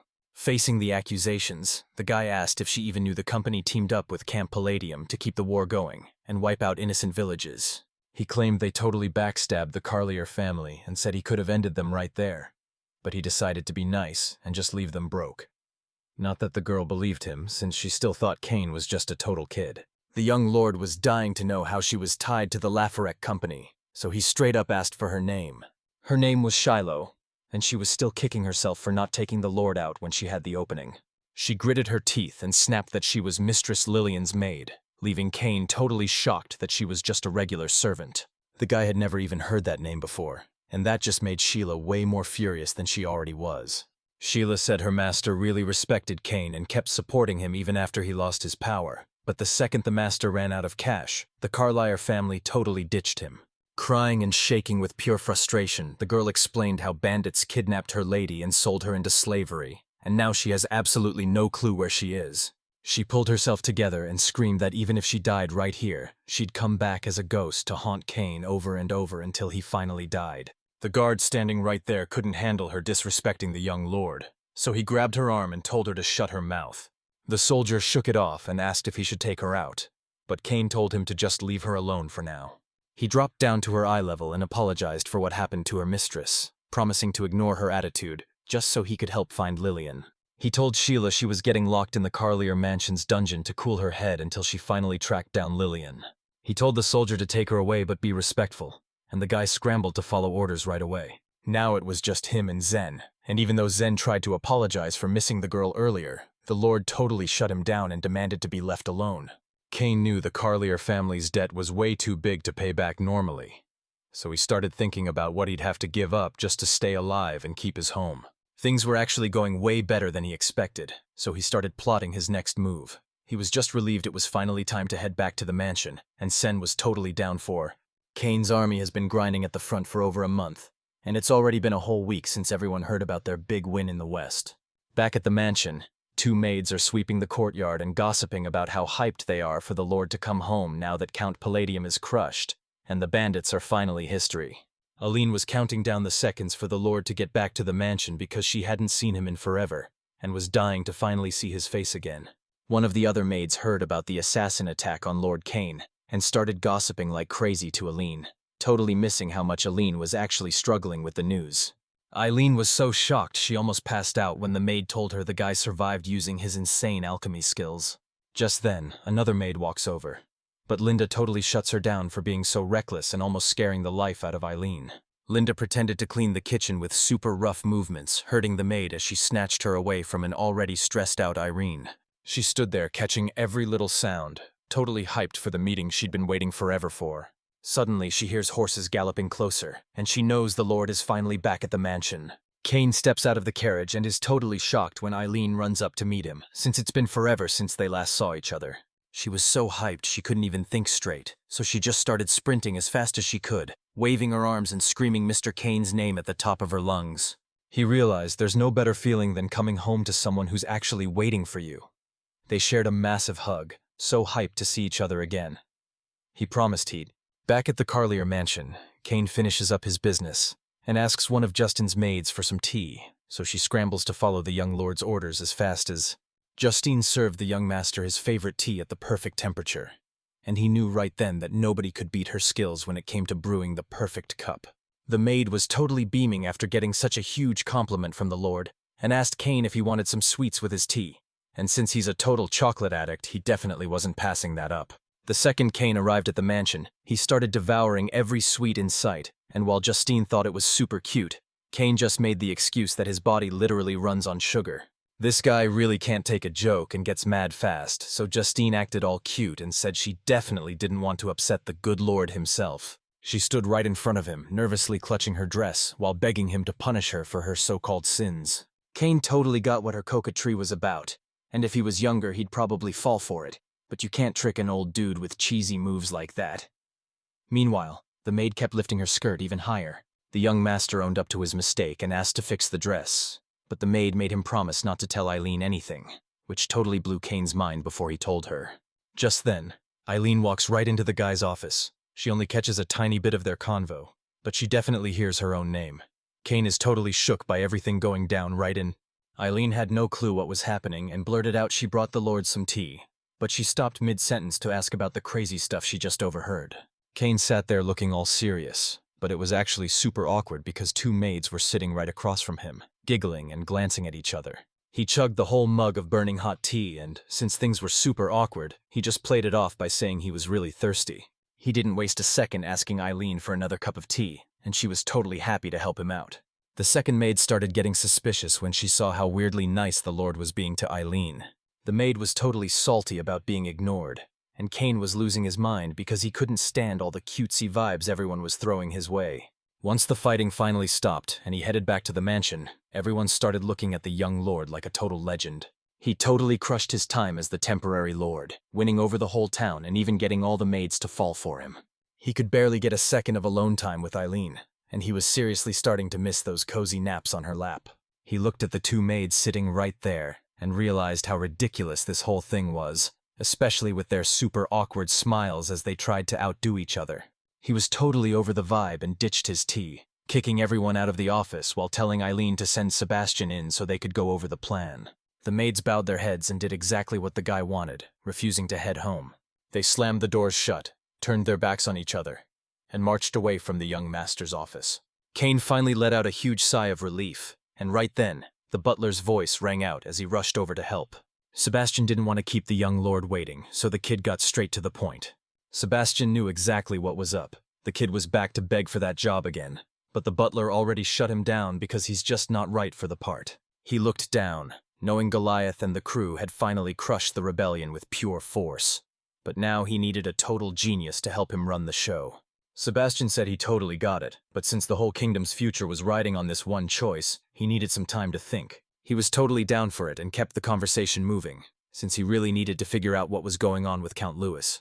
It's been forever since the Lord begged his great-uncle for backup, but with 0 replies and no soldiers in sight, he's starting to worry that something bad went down. He also knew there was a huge chance Count Palladium would turn his great-uncle into a total puppet. If the guy is doing okay, our hero wants to meet him face-to-face to ask for help building up his land, so he heads straight for the Lynn Garden Fortress. After hearing the guys out, Sebastian didn't waste a second and started prepping the horses to head straight for the fortress. He hits Kane Street and runs into Goliath, who asks if Lord Kane is down to help them storm the Lynn Garden Fortress. Kane got super serious and told them he was only going to talk to the Count, promising he wouldn't capture a single thing. The warlord was dead set on forcing the old man to submit. He figured the fortress would be a perfect base for the Carlier army. But the young guy wasn't feeling that. Jeff tried to convince his buddy that the fancy young guy would way rather live in a massive mansion than some boring fortress. Goliath thought this fortress was way overhyped and realized it wasn't actually scary or unbeatable at all. Goliath tells Jeff that since the fortress is on Lord Kane's turf, they should just take it for themselves. But Jeff isn't on board with that plan at all. Kane shut down the chatter and told everyone to get moving, since the hike to the castle was going to be a long and exhausting trip. He mentions that his dad is actually the lord of this land, and he's just doing what he's supposed to do. After hearing those words, they took a second to think, but it didn't really change anything since both options were basically the same to them. They need to hit the road right now because getting to that castle is going to be a massive trip. Kane argued that he didn't need a whole army for a simple meeting, but Goliath wasn't budging and was ready to die just to keep him safe. Goliath told Gurai to watch the mansion, but the young master was already sick of waiting and wanted to head out right away. Gurai told Goliath he could totally count on him, promising that not even a tiny mouse could sneak past his watchful eyes. After grabbing all their gear, the squad headed out of the mansion, totally hyped for their next adventure and the big meeting waiting for them. Lynn Garden Fortress is basically a tiny town wrapped in giant walls. Everyone who lives there calls it the Fortress City. These walls are way bigger and tougher than the ones at the capital, and They finally reached the bridge and froze in shock, because it was already raised, leaving them totally stuck with no way into the city. Kane knew that if the bridge stayed up, everyone would be trapped and they'd have no way to get food or weapons. The young master knew Lynn Garden Fortress had everything they needed, but he was way more stressed about why the bridge was pulled up. Goliath didn't care about their excuses since the fortress people totally ignored the lord of the land, and now he just wanted to make them pay. The kid tried to settle his general down before things got out of hand, and Jeff backed him up, trying to get Goliath to chill out too. Meanwhile, Goliath was totally losing it, screaming at the top of his lungs that the people outside the walls weren't even important enough to be on their level. The general kept screaming that Kane Carlier was finally here, and he was totally losing it because they didn't get a proper welcome. Goliath shouted at the top of his lungs, but everything stayed quiet, and the bridge didn't move an inch. Kane's mind flashed back to that castle in Mito. another place where it was literally impossible to get in or out. Goliath wasn't backing down at all, and he was absolutely fuming that these guys had the nerve to ignore him, so now he was ready to throw hands with every single one of them. Looking out from the fortress windows, the young lord was dying to scale those walls and carve a path for his team himself. He suddenly changed his mind and put his plan on hold, while Goldieth noticed he was deep in thought, and Cain suggested they just back off to see how things play out. Chilling by a tent near the fort, the young guy noticed Goliath was rushing and making way too much noise, while the general wondered why the lord hadn't shown up to welcome them yet. Kay knew his uncle was suspected of teaming up with the Council of Palladium, but if that were true, they would have sent a massive army to the west a long time ago. They weren't answering him, and the bridge was already up, making him seriously question everything that was happening. Maybe bandits raided the fortress or his great-uncle was taken out in a power grab, and the young lord was losing his mind trying to guess what actually went down. The guy smirked, noting that their loud entrance at the bridge would definitely bait out any hidden enemies to come for their souls. But Goliath was totally bummed because this wasn't what. Cain knew exactly what he was doing, pushing his general's buttons just to test him. And while the general felt totally played, Jeff couldn't help but laugh because he knew Cain was... Out of nowhere, a noise echoed nearby, and Goliath told the lord to stay put so he wouldn't get hurt. The general was confident, but his friends knew going alone was a total suicide mission, so the young noble and Jeff sprinted right after him. Goliath whipped out his weapon with total confidence, asking the soldiers if they were guards from the fortress city, while his crew showed up right on time to back him up. They were hit with a crazy sight, as everything from the horses to the flags and even the soldiers' gear was totally decked out in the House of Carlier's emblem. These were Count Louis's men, which meant Cain's great-uncle was actually alive, but Cain was still totally lost and had no clue what was even happening anymore. Was his grandpa still plotting with Count Palladium? Cain didn't think so, because it'd be way easier to just send an army west to take him out and keep his own hands clean. Cain used his most serious voice to tell Jeff and Goliath to drop their weapons, since he didn't want to start a fight until he figured out what was actually happening. The kid says he's the acting Lord Cain Carlier, explaining that his dad put him in charge of the land, and he's here with his soldiers to have a private meeting with the fortress board. Antara Falcone jumps off his horse like a total pro to show off his warrior skills. He heard there was a bear at the gate and rushed over to handle it. He was hyped too. The main bridge was totally trashed, so Louis's squad led Cain, Goliath, and Jeff through the cargo bridge and straight inside the fortress city walls. Lord knew he should have just chilled and watched from the start, but his plan ended up working out perfectly anyway. The crew is already sitting at a table stacked with food, and even though Goliath tries to give the Lord a big slice of ham, he gets turned down, making Jeff realize the boss isn't into fatty meals at all. Goliath gets heated again, shouting that Jeff is way more than just some rich young master to him. Jeff just told them the young lord sticks to small meals that really hit the spot, since he cares way more about how filling the food is than how much he's actually eating. Cain rushes over to his friends, telling them not to get distracted and just keep enjoying their private dinner. This guy always ate super slow to taste every single bite, and when that pickled duck hit the table, he thought it was the most delicious thing ever. Jeff chugged a whole jug of wine, making Goliath even more furious. He was totally vibing with the drink and wanted to bring some home for his grandpa. Cain could tell Sebastian was hyped about the gift too. Everyone was acting super chill, even though Count Louis still hadn't. Jeff was feeling great, but he felt a little bad because the kid was honestly way too young for these kinds of drinks. The warrior asked his buddy for a drink, but Goliath shut him down hard because they're the young master's bodyguards and can't be getting wasted on the clock. The kid noticed Jeff was staying totally chill, while his friends were already starting to freak out. Jeff was totally chill since they were with Count Louis, the Lord's great-uncle, so he figured they were safe, but Goliath wasn't buying it at all. Cain stood there completely stunned as a gorgeous girl in pitch-black armor literally dropped into the room from above. She looked at the Lord and realized the soldiers weren't kidding.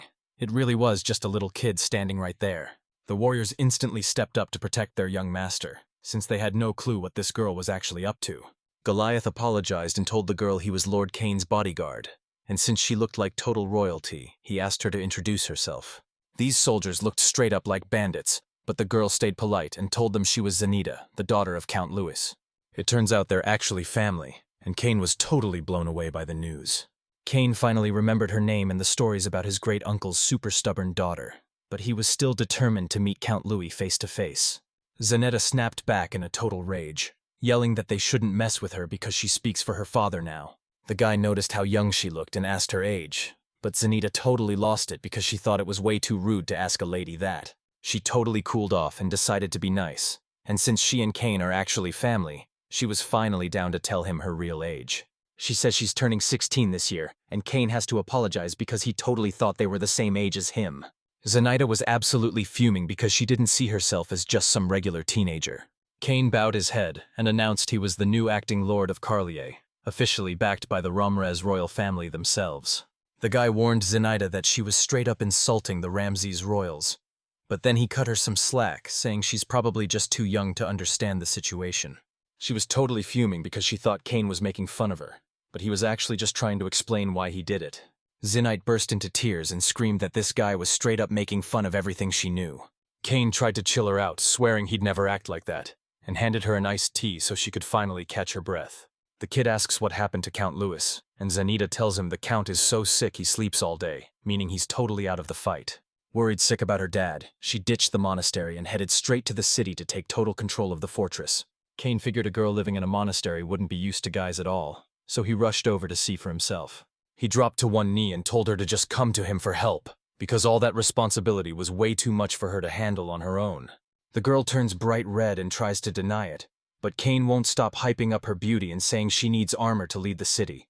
Feeling like a total failure he apologized for being a jerk and asked to help her. Then he kissed her hand, leaving Zenaida totally stunned and confused. She was so embarrassed that she finally owned up to everything and admitted she was way too cocky about young Mr. Kane.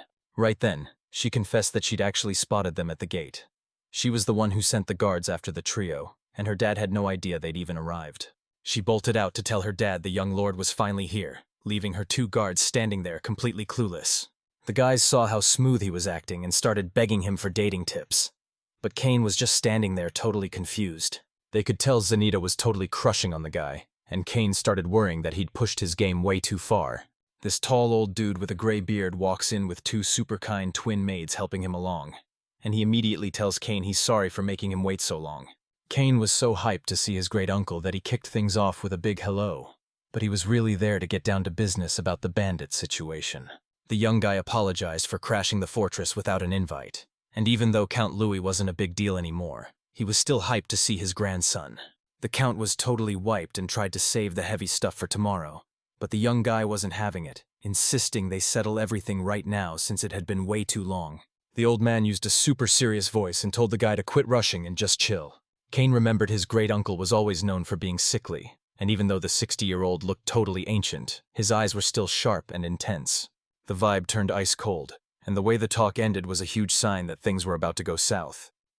Were they really twins, and since when have they been working in this house? He wondered if they were even real twins or how long they'd been working there. The old man shot Kane a terrifying death stare, leaving him totally confused because something about the guy's behavior felt really off. The young master quickly calmed his grandpa down, said goodnight, and decided they could just talk about it tomorrow. Goliath was totally fuming because the Count gave them such a cold welcome and kicked his own grandson out, but Kane just laughed it off, making excuses about the old man's health and how surprised he must have been. Jeff was way more chill and agreed with the Lord that Mr. Lewis looked pretty rough, so forcing him to talk right now would just be wrong. Kane chewed Goliath out for being so reckless, reminding him that Mr. Lewis is actually the brother of the grandfather he respects so much, and he told him he better not forget it. The fighter was totally thrown off and started losing heart once he realized his own words and actions didn't even make sense anymore. Goliath hastened tries to cover his tracks, claiming he totally blanked and the whole thing just slipped his mind. With the drama finally over, the loudmouth warrior is suddenly starving, and Jeff is totally confused because the guy literally turned down food earlier. Kane realized his friend wasn't actually nervous, he just forgot to eat, so he told him they should head to the kitchen and grab a snack. Once he was finally alone, the guy just crashed onto his bed, thinking about how his great-uncle was always a super chill dude who stayed out of trouble and never made enemies. So the Monsieur Louis gave the young lord the total cold shoulder at the fortress, and straight up refused to even speak to him. As he replayed everything in his head, he realized things were getting way weirder. He had to bring the old man out to talk, but he knew that if he slipped up even once, everyone in the fortress and Mr. Louis would turn on him instantly. Kane even thought about sending Jeff back to the mansion to call for backup so the army could protect them. Kane finally snapped back to reality and started getting worried because his friends were taking way too long just to grab some food. He was seriously craving something sweet, and usually, Eileen would just show up with exactly what he needed without him even having to ask. Right then, a knock hits the door and Kane tells them to get inside immediately. The twins stood right at the doorway, bringing the guy some tea and fruit just like Mr. Lewis told them to. Kane didn't trust these maids at all, so he gripped his sword and warned them to stay back so he wouldn't have to hurt them. One of them realized that being a lord is all about strategy, so even though she was planning 2 steps ahead, she played it off like they were just there to deliver some food. Kane took the chance to ask if they'd seen his bodyguards, but the maids told him no because they seriously hadn't run into them. Still gripping the blade, the guy asked what these identical-looking maids were actually called. They were honestly just stoked that the young master finally showed them even a tiny bit of respect. The twins immediately shouted out their names, and the older sister was a girl named Liz. Then there's Lei, the second youngest, who's basically a total clone of her super sweet sister. They were super hyped to meet Lord Kane, staring at him so hard it felt like they were eating him up just to show how much they liked him. He sounded super embarrassed as he told the maids to just leave the tray at the door and get out of his room. They totally refused to leave, and even when Kane threatened them with his bodyguards, the twins just told him to stop being such a jerk. Liz tells the young master how hyped her sister is that the Lord finally showed up at the fortress, making the girl blush like crazy. The guy stared at the sisters in total shock, while the older one hid her face, dying of embarrassment for being way too honest.